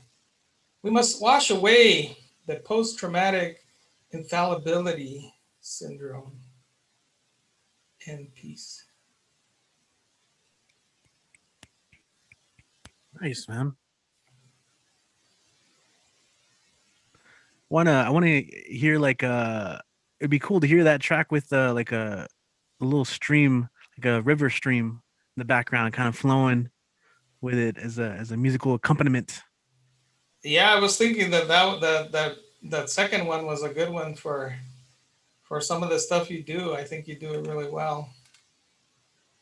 Awesome, thank you. Yeah, appreciate that, man, and yeah, for sharing that piece earlier. So you do have the Pandemic Poets on Facebook. It's been a nice gathering. Tell us more about that and where else we can find your work and Sure. your stuff. We have a couple of things coming up. One is you can find me on Instagram under Gaseous 2019 and on Facebook under Pandemic Poets. It's artisanally curated open mics for poets and items of interest for folks around poetry and language and things around performative issues. And then in June, we will have our Pochos and Pocho Tlaquilos and Xochitl Tlaquilos from Mesoamerica. So we're going to have a mix up of that. I'll have a finalization of the date, and I believe in August, I'm going to have another Nahuatl poets reading. I'll bring some folks I'm looking at bringing some folks from Guerrero, Puebla, and in that area, hope in Tlaxcala, and then trying to hook them up with some folks up here. So we're going to try to see if we get at least 2 open mics that are cross-linguistic. So thank you all, folks, and hope you enjoyed those pieces. Yeah, amazing. I definitely look forward to those, and thank you. Yeah, this is so heck yeah, check that out. Yeah, and Pandemic Poets is a great Facebook group. You can kind of stay in the know. You know, people post their events and just content that they're creating. So it's really nice. All right, yo, okay, I'm looking at the list, making sure we got everyone on. We were missing about 4 or 5 peeps, although I think Luis is making it in right now as we speak from Korea. But right now we're gonna go ahead and we're gonna stick around in LA. We got Sandy Shakes, who is also doing really cool things. I really like what you've been doing with Poeta, and got a cool shirt as well. I need to, I don't know if you were here yet, but I said as soon as my stimulus hits, I'm gonna like go and buy everyone's merch and books and stuff. So definitely share those links. But right now we've got Sandy Shakes in the house. What up? I missed everyone here. I'm so happy to be back. I've been busy, but the good busy, and we'll plug our stuff later. I'm definitely sporting my cool sweater right now. But yeah, I wanted to respect the theme that I think I missed. It was film, correct, Richie? Okay, so I have a little bit. Go for it. Here we go. I'm back like the needed storyline in Boys in the Hood, where Pops was around to drop life lessons in the Wild West or Wild South Central, but it was central to those whose male perspective had gone and left with the wind or floated away like them graffiti angels on Chris Pro Club Sureños. So they ask, where you at, Miss Shakes? Leaning in, fogging up my frames. Please, please, Give me some mental space, cause I can be a mental case. Like Doc in Back to the Future, you see, we both are scientists and are smarter than our frizzy hair can introduce our face. But once we in the DeLorean, just hold on, put your seatbelt on so we can take you for a beat by beat intro of the 90s, the 80s shit. I'll rock with the 70s. Now, just because you catch me on some websites bearing my big bones and maybe in some of my t-shirts and black heels, asking you to state your name, state your taste, state your style for this poeta vibe. All of this don't mean I've retired this pen. I've lost my breath. I've lost this rage. Nope, not exactly. Actually, quite the opposite. I'll shut up when everything is make-believe like the Italian movie, Life is Beautiful, La Vita è Bella, because that man hit atrocities from the heart of that pajama striped lad. I'll shut up when we stop showing up as homeboy number 1 and homegirl number 2, because Denzel called out our homie Neto in Training Day, and that fool was my neighbor. But why couldn't he play a main part though? I've been writing before phones were used to remember a script. I come from a time we used paper with lines where the only college ruled was bought from the 99-cent store. A poeta, a sorcerer of words ready to touch every star like a low rider in candy purple with white walls cruising through that Milky Way. Now let me hear my poeta say, I am here. I am still here in this space. I can and will take many forms because every part of what I get will help me grow. If you're down with me, then cool. I'll support you and you can support me. We could be a team like the Sandlot kids. And when we go solo like a Field of Dreams, they'll see our spirits spitting lines after lines and hitting them far past first base. Onto the stage, making the mic tremble because a treble makes a bass sound better. A poeta. A true poeta is never defined, confined to a soapbox or forced to recite Plato. Even though I dig when someone wrote that he said, at the touch of love, everyone becomes a poet. Well, at the touch of our first breath, we were born poetas. Absence means nothing. I am a poeta. This is our movement. Cameras on or off. Yeah. That's what we're doing, Sandy. That's what we're doing. On or off. Nice. As long as the mic is on, we're good. We good. Nice, Sandy. Straight up. That was nice. Yeah. Do you want to really quick showcase? I know, yeah, the movie thing was for like a mixtape thing that I'm doing, so I can include it now that you've performed it though. Oh, okay. I thought it was like a whole thing for like I had some really obscure references. So no, that's cool. No, I dug it. No, that worked. Did you have any more or did you want to rep your stuff? Yeah. I just want to give a big shout out to all the poetas who lend their presence, their words for a lot of my videos, and it's really about the art form, for people who are just starting or people who have years in this type of like craft. It is really a craft. It's a lot of lonely nights. It's a lot of hard work. But definitely we need to respect people who get down, and that's what the whole Poeta movement is about. And I just want to say thank you to everybody. And I'm still releasing videos because I do want to put people on spotlight because we have so much talent, not just in this mic, but in a lot of mics. And now we get to cross borders without, actually driving anywhere. So thank you, El Paso. I love this. It's one of my very special mics. And thank you, Richie, for your awesome work. And yeah, I'll put my information in the chat. Put it in the chat, as they say. Cool. Yeah, awesome. Thank you, Sandy. Love the red glasses. They pop. And yeah, it was fun. Thanks for asking me to also include a video on Poeta.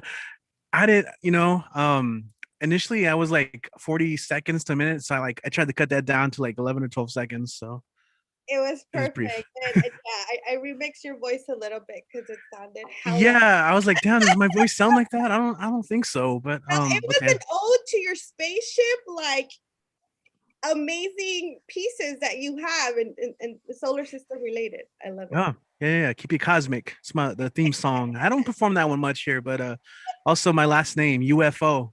Oh, booms. There you go. Just Anyway. drop the mic, Richie. Cool. Thank you, Sandy. The mic has been shaken. Hell yeah. All right, yeah, let's keep going. We got some more peeps. Shout out to Luis. Welcome, man. I know it's like daytime over there for you and stuff. Who do we have? Man, Lacan signed up twice, but didn't even make it once. So hopefully, we'll see. We got a little bit of time, but right now we're gonna go and bring up a lot of people's up and coming like favorite poet. She's been honestly killing it every time. And luckily, you can maybe hear a little bit more of this coming Wednesday. The Papagayo Project, one of the things we do at APCC. But we'll wait to talk about that. I'm just gonna let Patty come up to the stage and do her thing, guys. Let's welcome Patty to the stage. Patty. Let's see. Hi. What's up? How you doing? Good, are you? Good. I didn't mean to sound like Joey there. Let's see. That's cool.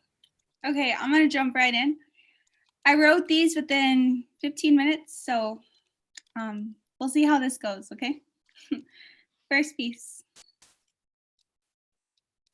My pen is my navigation through my mind, and all these written words are me finding my way out. The bloodstains dried on the paper are from wounds past healed, where scars only remain not as tortured memories left to replay, but a trophy for all the times losing wasn't the way out. I boldly stand behind the emphasized phrase of a metaphor. I hug the point of an exclamation point to highlight how present I really am. And although I've had to refill the cartridge to my ink, I still write. Because who I am really but the italic description of a tree unfamiliar with the drips of rainfall. The cliffhanger of a sentence completely undone and never quite established. A stanza in a book unwritten, bleeding at the hinges. My pen is crippling at the core and yet it still writes. I am bending at my fingertips as a sheet of paper becomes the will to my life. And when I go back and read a piece I just wrote, I don't think of the brokenness. I don't think of the pain. I think of the pen and what piece will come next. That was the first one. Okay, second piece. This one's dedicated to a friend. Too soon. Too soon to hear the morning leaves break beneath the car tires. Too soon to know what cold is before lending that 1 foot to the apartment air. Too soon to bury a body quite unlived. When do you turn the soil before the roots begin to rot? When do you define living when your lungs haven't even known a blunt? Apartment filled with artificial plants, so I never know the meaning of loss once again. And I wonder what they'll say as they lower your body down below. Days become memories, time slots filled with anything but your voice. Do you think I'll pretend to see your face turn the corner once again? Too soon to drop a rose with a single thorn to bruise our hearts. Too soon to pray to God when your feet have barely flown. Today I flowered a rose made of plastic and of dye red number 5. Today I believed life would come from an absence of it all.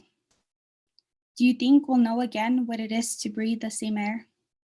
Will you look my way from the heavens in which you call your new home? Too soon, my friend, to know what goodbye really means. Too soon to rest your heart so your soul can really live. Okay, and last piece, third. Truth is, I wrote this in a rush of 10 minutes. Spent most of it staring through walls thinking they were too thin to protect me. Thought of all the ways I could say one simple sentence. Overused the backspace button and ended up with a poem only 2 lines long. I kept wanting to say how hard yesterday has been, but I kept rephrasing to say I wore a tank top to a winter storm. Kept making life the victim, kept locking myself behind caged bars. Truth is, there's a shoebox filled of incomplete stories, many labeled not good enough and quite not there yet. I sat on the stairs, stuck on a step I haven't taken, thought of all the ways to say, I simply love you.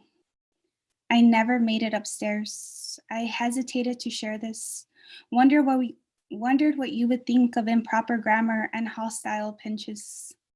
Spent 7 minutes cursing at a wind that blinded my eyes indoors, blamed the hurt in my feet on hills, unworn in months. Lacked the inspiration to code an unflavored possession. Truth is, this really isn't a poem at all.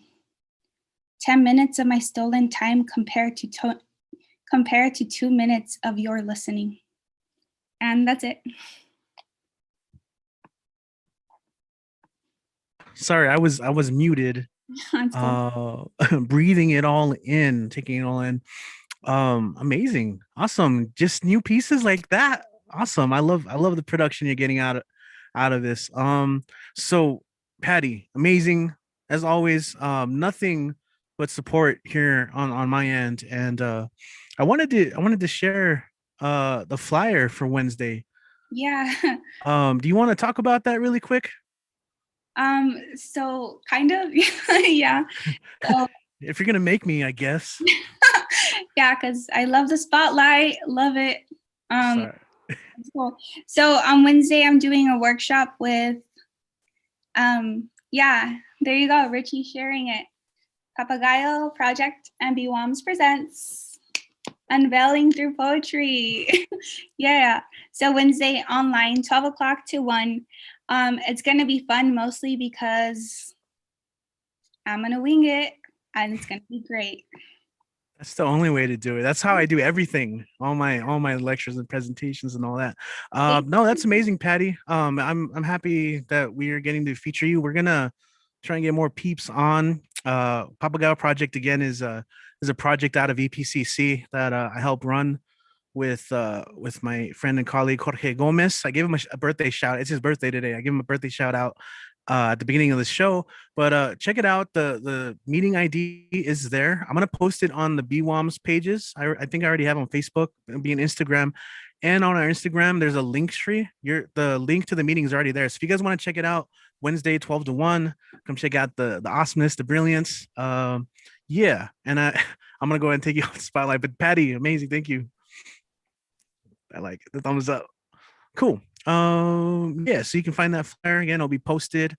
Yeah, and you guys want to collaborate with that's through EPCC. We do a lot of work with the college students, faculty, staff, and we also have some really cool stuff I want to talk about after Amit goes. Amit's going to talk a little bit about this other project we're working on. So yeah, thank you guys for sticking around. We got more peeps. We're going to try and stick around not too much later than this. So after Amit, we're going to go ahead and bring up, if he's around, we have Domo, followed by Luis, if he's around, because he's got something going on. And then we got Dan. We'll probably end the show there. But let's see, it's been a while since Amit's been by, but some of you guys might remember him. Let's see, are you with us, Amit? Gotta unmute you, first of all. Well, we just recently got a grant to do some really cool things. So I'm gonna let Amit read some stuff and maybe talk about it really quick. You're sideways. Why am I sideways? Because we have to change our perspective. I don't know. I don't know. I have to stand on my head, maybe. Oh. Yeah, I think you got your TV on in the background, man. Yeah, I need to turn the TV off. Hold on. I mean, in the end, as long as we can hear you, that's like the most important part, you know. We'll just turn things sideways. So you got to turn poetry and art on its side.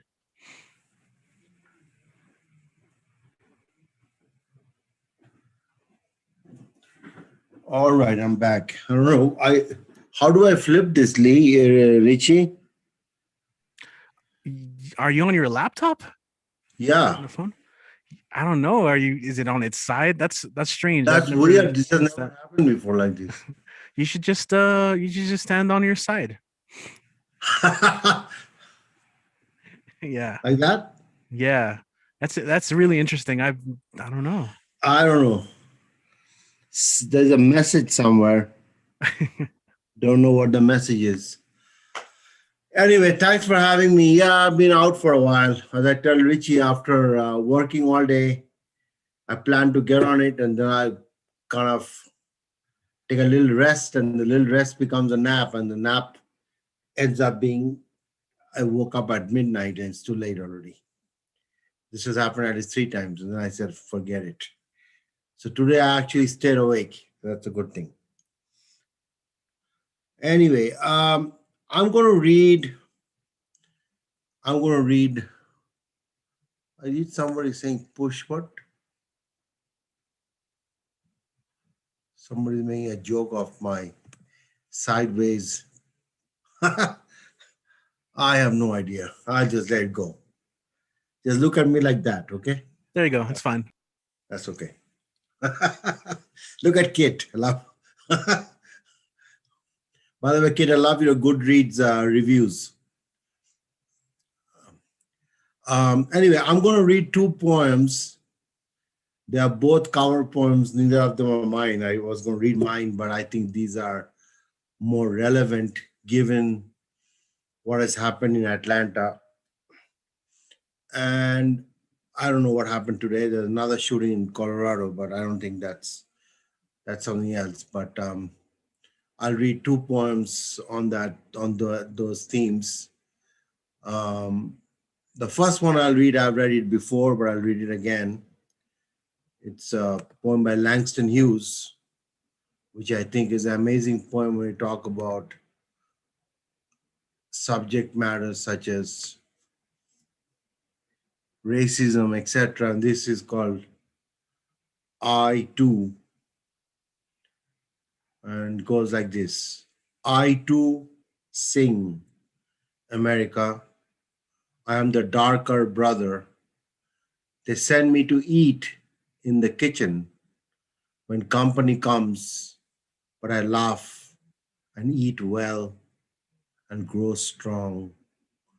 Tomorrow, I will be at the table when company comes. Nobody will dare say to me, eat in the kitchen. Then, besides, they will see how beautiful I am and be ashamed. I too am America. I think that's a poem that was written many, many decades ago, but I think it's very relevant even today and a beautiful poem that will stand the test of time. The other poem that I want to read is by a poet by the name of Lee Young Lee. Lee Young Lee is a very famous Asian American poet who's written many books and won many awards. And I don't hear of him much these days, but this is one of his very famous works, and this is very relevant given what has happened in Atlanta. So I'll read that one. And this is called Immigrant Blues. People have been trying to kill me since I was born. A man tells his son, trying to explain the wisdom of learning a second tongue. It's the same old story from the previous century about my father and me. The same old story from yesterday morning about me and my son. It's called Survival Strategies and the Melancholy of Racial Assimilation. It's called Physiological Paradigms of Displaced Persons, called The Child Who'd Rather Play Than Study. Practice until you feel the language inside you, says the man. But what does he know about inside and outside? My father, who has spared nothing in spite of the languages he used, and the confused about the flesh and the soul. When asked once into a telephone, am I inside you? You're always inside me, a woman answered, at peace with the body's finitude, at peace with the soul's disregard of space and time. Am I inside you? I asked once, lying between her legs, confused about the body and the heart. If you don't believe you're inside me, you're not, she answered, at peace with the body's greed, at peace with the heart's bewilderment. It's an ancient story from yesterday evening called Patterns of Love in Peoples of Diaspora, called Loss of the Home Place and the Defilement of the Beloved, called I Want to Sing, but I Don't Know Any Songs. That's a pretty cool poem. So people check him out, Lee Young Lee. He's if you go to poets.org, you'll find him. He's got a lot of books on, but I think maybe I hope anyway. Maybe I'm eternally optimistic that all these situations that's happening, Trump and post-Trump, or even and Trump, I never thought was the reason, but the symptom of a bigger problem. Hopefully, we as a society can come to terms with all this stuff, because the idea of blaming one group against another is too old and too bullshit. And unless we as a society learn from it, I don't think we'll ever get out of this mess. So that's my little speech for the day, and I'll end on that note. So thanks for having me. Yeah, man. Beautiful speech. Thank you. True words. True words. Okay, I'm now going to talk about this project that Richie and I have been working on. Can I talk about that, Richie, real quick? Yes, just really quick. And then we got Domo Beth up next.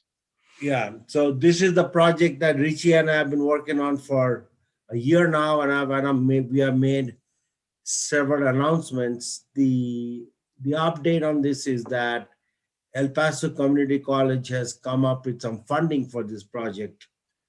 We were doing that basically on our own time and own resource, but EPCC has agreed to fund it. The only limitation is this is limited to folks to be in the book, to be in the physical book. You have to be somebody who lives in the border. If you want to still submit your work for the global version of the digital book, which we will still plan to publish, you can keep on publishing from wherever you are, US, abroad, doesn't matter. But to be in the physical book, EPCC has stipulated that they have to be local residents, if you will, and that's what we have to abide by. So we made the announcement today, as you can see, and this will carry on till the end of April. We are inviting people of all kinds of artistic creativity, writing, art, photography, etc., to submit, and then we will notify everybody by June and have a book ready by September. And Richie is the point of contact for this project, and I'm kind of the I guess the person coordinating the whole effort. And then we have a professor of EPCC, Isadora Stowe, who is the art section, and then we have Maria Maloney, and we have Raquel Mejia, who are also helping with some of the editing. So we have a team in place. We have the plan to go forward. We invite everybody to submit. You can still submit wherever you are. The only limitation is that you have to be local to be in the book. And one more thing, Richie, if we can quickly show the website real fast. Can you? Oh man, we'll do that next time, worry. man. Yeah. Let's move on. Yeah, that's fine. All right, thank you guys. Appreciate it. Cool. Thanks, man. It's really cool actually we got funding, local funding. And again, that's for just a print book, and that's going to feature students, faculty, people in the border region. But of course, the website was created for the world. In fact, the website is there. You can just go to lifeinthetime.com. Most of you guys have already heard of it, and some of you guys have even submitted. So I'm going through submissions right now. Some of you have submitted, so I'll be this week putting them through and publishing. But you can just go there and submit. It'll be part of the website or the online thing. And yeah, just lifeintetime.com. Check it out. We already have submissions. There's tags from people from all over the world who have already submitted. And like I mentioned, I have seen some of you guys' names in the submissions list. So I'm working through that, going through and just making sure everything's cool, and then we're putting them online. But yeah, thanks, Amit, for reading those pieces and that quick thing. Let's see, we got a couple more peeps. I want to make sure, because I know it is getting late for people, and even our next performance, it's 2 hours ahead. But somehow she manages to make it work. We got Domo Beth in the house. Speaking of one-person shows, right? Domo is always like coming with her full force and definitely can maintain her own show. So Domo, how are you doing? What is up with you? How you doing tonight? I'm all right. Yeah. Tonight. Well, technically today I am at 1:32 a.m. But let me get myself on gallery view because I want to see all your beautiful faces. Yeah. So I just wrote a poem while you guys are all talking because you said the water theme thing just a few times and I was like, oh, junk, there was a theme and I was gonna miss it. But you know, today was one of those days that my body was just like, we're gonna be able to write a poem in that amount of time. So that's what I did, and that's what I'm doing right now. Okay, brace yourself, I'm talking. Right. Breathe. Water. Wet. Humidity showers. Moist. Are you uncomfortable yet?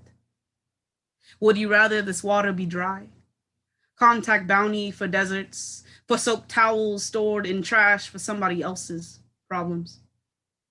I'm not pretending and tending and caring and SpongeBobbing anymore. I need it. I need drip drops to irrigate cracked lips, need morning dew to sparge confusion on face during morning walk, need refreshing free showers of Florida home exit and journey to roasting metal time capsule on wheels. I need to bake while waiting for the 10-minute countdown to start signalizing, walk to class now. Usually snoozed and dismissed for scheduled walk to tutoring now. I need moments. Outside of room filled with memories, I need water. Wonderful, awesome, treasured experiences, non-refundable. The end is silent. If I did not have water, I would not survive. I need sweat. Need heat to grace face with inspiration of perspiration. Need deodorant. Cued by scrunched nostrils from COVID quarantine stank from same outfit for 3 days out in same PJs for 7 days in. I need time to point in the interest of value. I want gravity to stop pushing me 6 feet under. I pray the earth doesn't realize the mistake of life and floods itself for a do-over. 75% turn 100 in one natural disaster. I need an arc with instructions of save the ones who believe. Believe it is possible to kill ourselves, to murder life with the suffocation of anticipated death. I need blood to symbolize the viscosity of change. The flow thickens and slows to a crawl, and I feel the chemical poison breathed in and the slow exhale of hope. I need rebirth. A new baby of normal to emerge from its embiotic fluid and be christened for hope. I long for common, for regular, for routine. I miss external exhales, miss absorbing humanity through skin to skin, day to day visuals. I miss being a hugger. Thank you. That was the piece. And a song, equally depressing. I'm kidding. No. All right. Handy dandy guitar. And bong. Bong. Original sound. Okay. This is a song by Styx. It's called Boat on a River. Fly, please don't do this now. Okay. All right.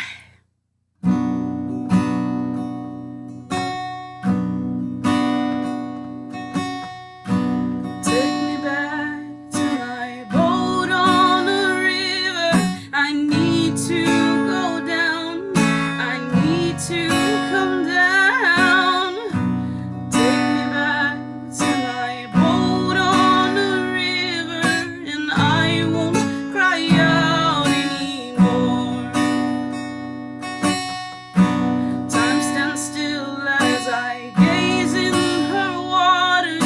She eases me down, touching me gently with the waters that flow past my boat on the river, so I don't cry out anymore. Oh, the river is wise. The river, it touches my life like the waves on the sand. And all roads lead to tranquility base, where the frown on my face disappears. Take me back to my boat on a river, and I won't cry out anymore. Oh, the river is deep. The river, it touches my life like the waves on the sand. And all roads lead to tranquility base, where the frown on my face disappears. Whoa. Take me down to my boat on the river. I need to go down. Won't you let me go down? Take me back to my boat on the river, and I won't cry out anymore. And I won't cry out anymore. And I won't cry out anymore. Thank you. Yo, what? That was cool. I like that version. Oh, Thank no, you. as always, super cool. I like. Great You got job. like a different Great line. job. Great job. Yeah. Thank you. Awesome. Domo, how can we follow more of your amazing, fabulous superstarness? I don't think I got all that, but you can follow me. people here listening will disagree with that. Thank you guys for disagreeing with me. You can follow me on the Instagram. It is at creativelydamo, creative Lydomo, and on the Facebook by Dominique Bethel. If you can spell it, then you found it. So You have to earn it. Yeah. Yeah. Sweet. Awesome. Thank you. I'm glad you didn't make it. You did make it. Awesome. Cool. Sweet. So check it out. Luis, some of you guys have heard him, plays super sweet, smooth music. He'll be back in a little bit, but right now we got Dan the Man, and Dan the Man is always gonna come with some interesting stuff. You know what I'm saying? So Well, Dan, are you with us? Right here, ready to go. And yeah, I'm here. Where? I don't see you. Oh, you're in the computer? Yes. It's an old school BWOMS open mic reference. I think only Kit was here for that one. So Yeah. all right. He's in the Take a- computer. First off, nice haircut, man. thank you very much. First off, I heard about the tragedies in Atlanta and just earlier today in Boulder. This is very sad. My thoughts and prayers is out to the friends and family of the victims and those who are affected by this tragedy. Our thoughts and prayers are with them. This is very sad. I can't believe this. So, all right. I have Christine. She's gonna be playing any kind of instrumental. Doesn't matter. So, Christine, you ready? Hey, Dan. Yeah, just 1 second. Sure. Sure. Okay. I'm going to introduce this one. This is the early and late selected poems by Donald Peterson. We have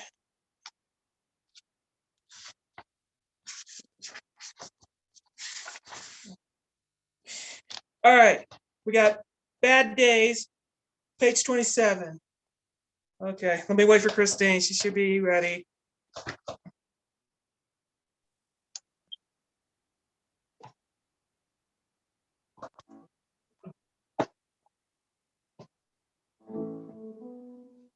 Okay. All right, ready?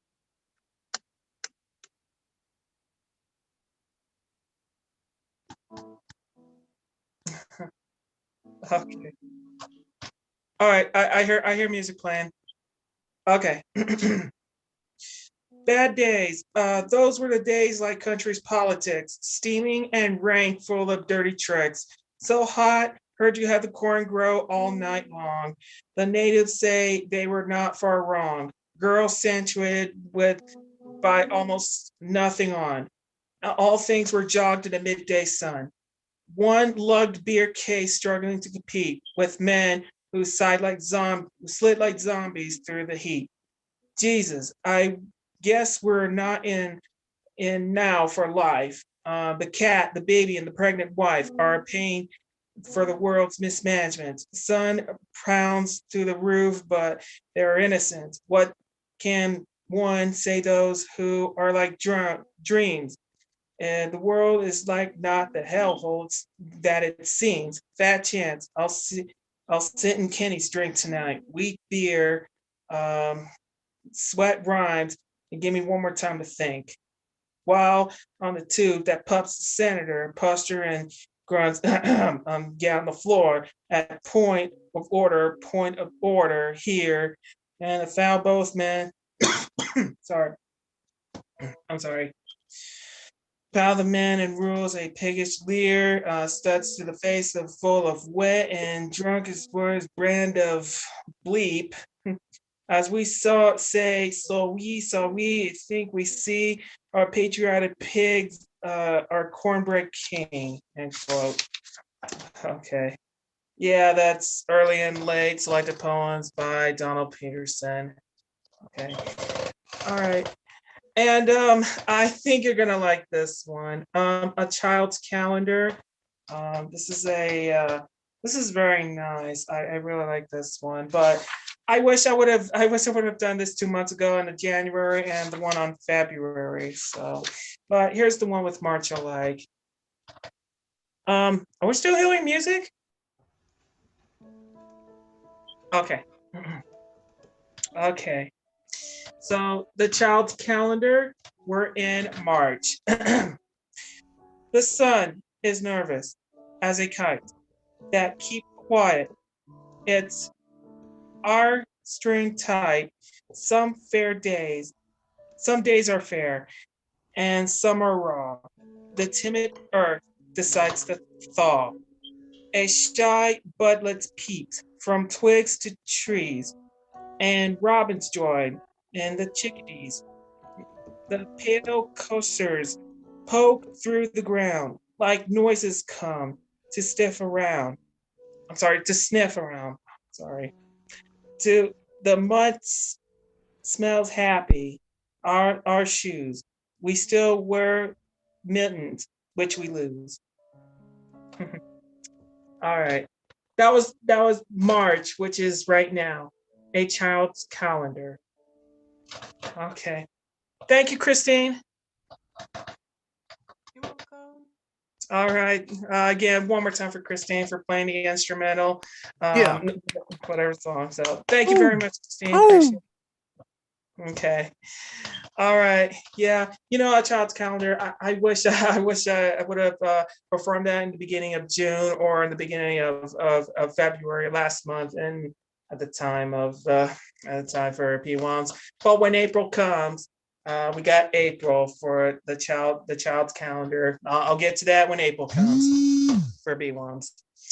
Okay. Hold on a minute. There we go. Okay, so let me share my okay, there we go. All right, you can go ahead and find me on oh, come on. Yeah. You can find me on I'll show it to you. Hold on. Where is it? Okay, here it is. Okay. Sorry, I'm beginning to run out of words. For crying out loud. Okay. All right, here it is. Read it and weep it. Snapshot it, please. I'm sorry, screenshot it if you have to. Find me on Twitter, Instagram, Facebook. Okay. Oh, and by the way, okay. And by the way, check out Christine's channel on YouTube. She did some outstanding performance right there. She just recently did what is it called? Christine, what was it? What was the cover you did from the previous upload you did?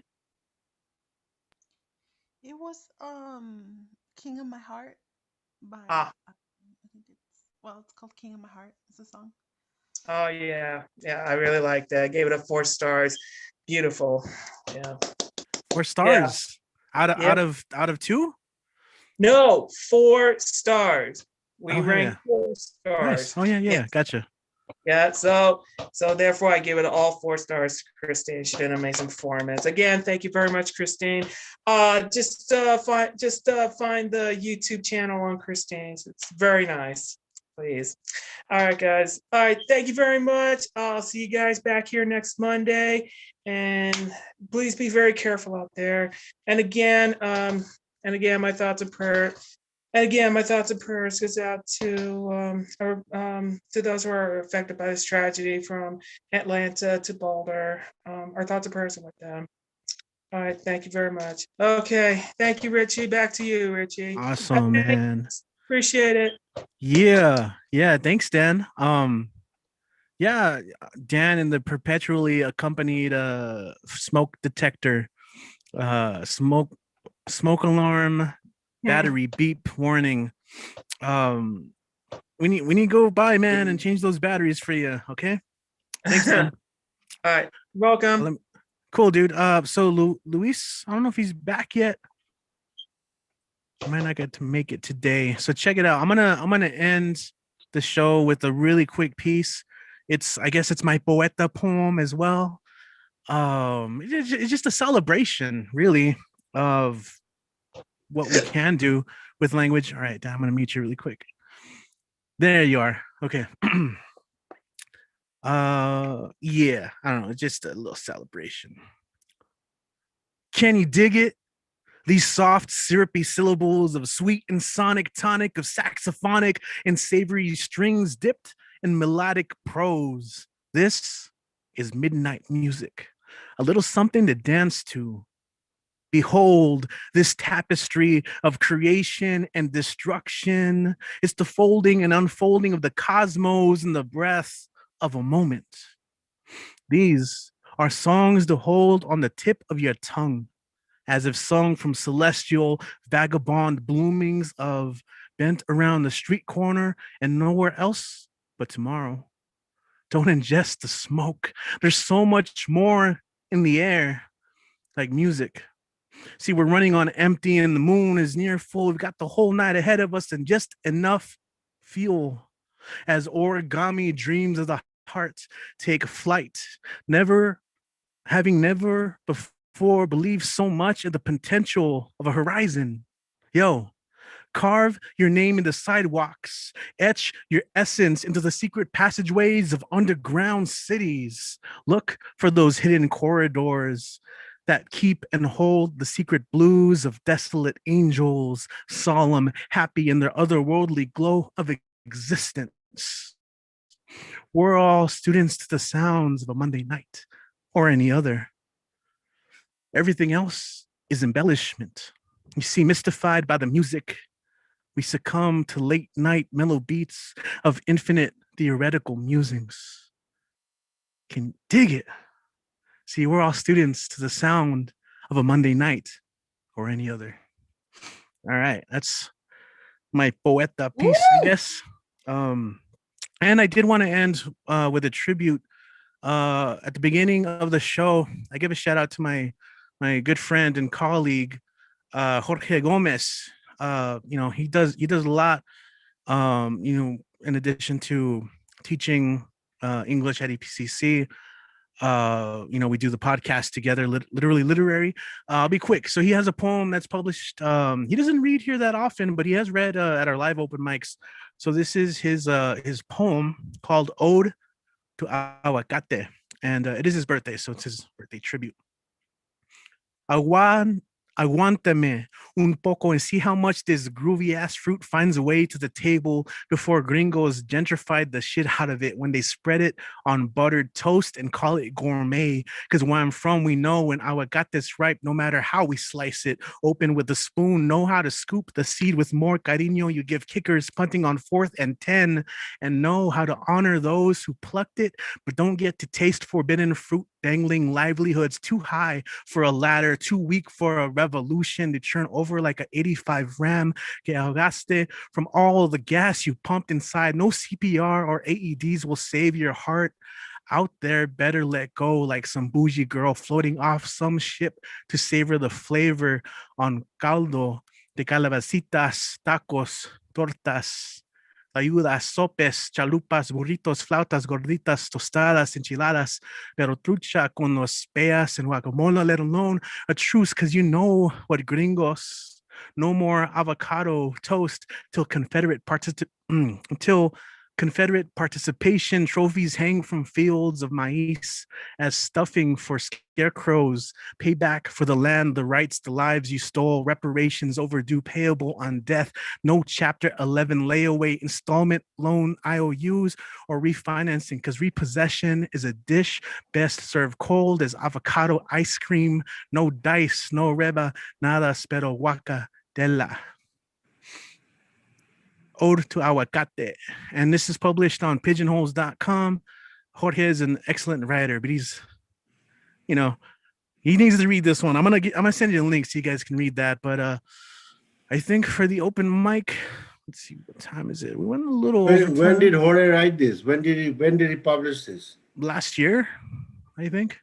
Pretty cool stuff. Very nice. Really cool. It was it was actually published on August 3rd, 2020. So pretty interesting, actually, the way the data was published. Is Luis here? Luis Cubianos, mi amigo. Woo! Yeah, Jorge Gomez. He's cool. You know what? And he does watch, so he doesn't really attend these, but he does watch on YouTube. So he digs all you guys. Really cool. So I'm gonna go ahead and end the live stream for now. I want to thank everyone for tuning in this week, March 22nd. I believe. Is it the next time we'll be here? Will be April? Hold on. No, we got one more. We got one more week, the 29th. And then April's poetry month. It's gonna get wild. So I want to thank everyone. It's next Monday. Oh, wait, that's exactly what I just said. So we're gonna go ahead and see you guys next time. And peace. Later. I'm gonna go ahead and end the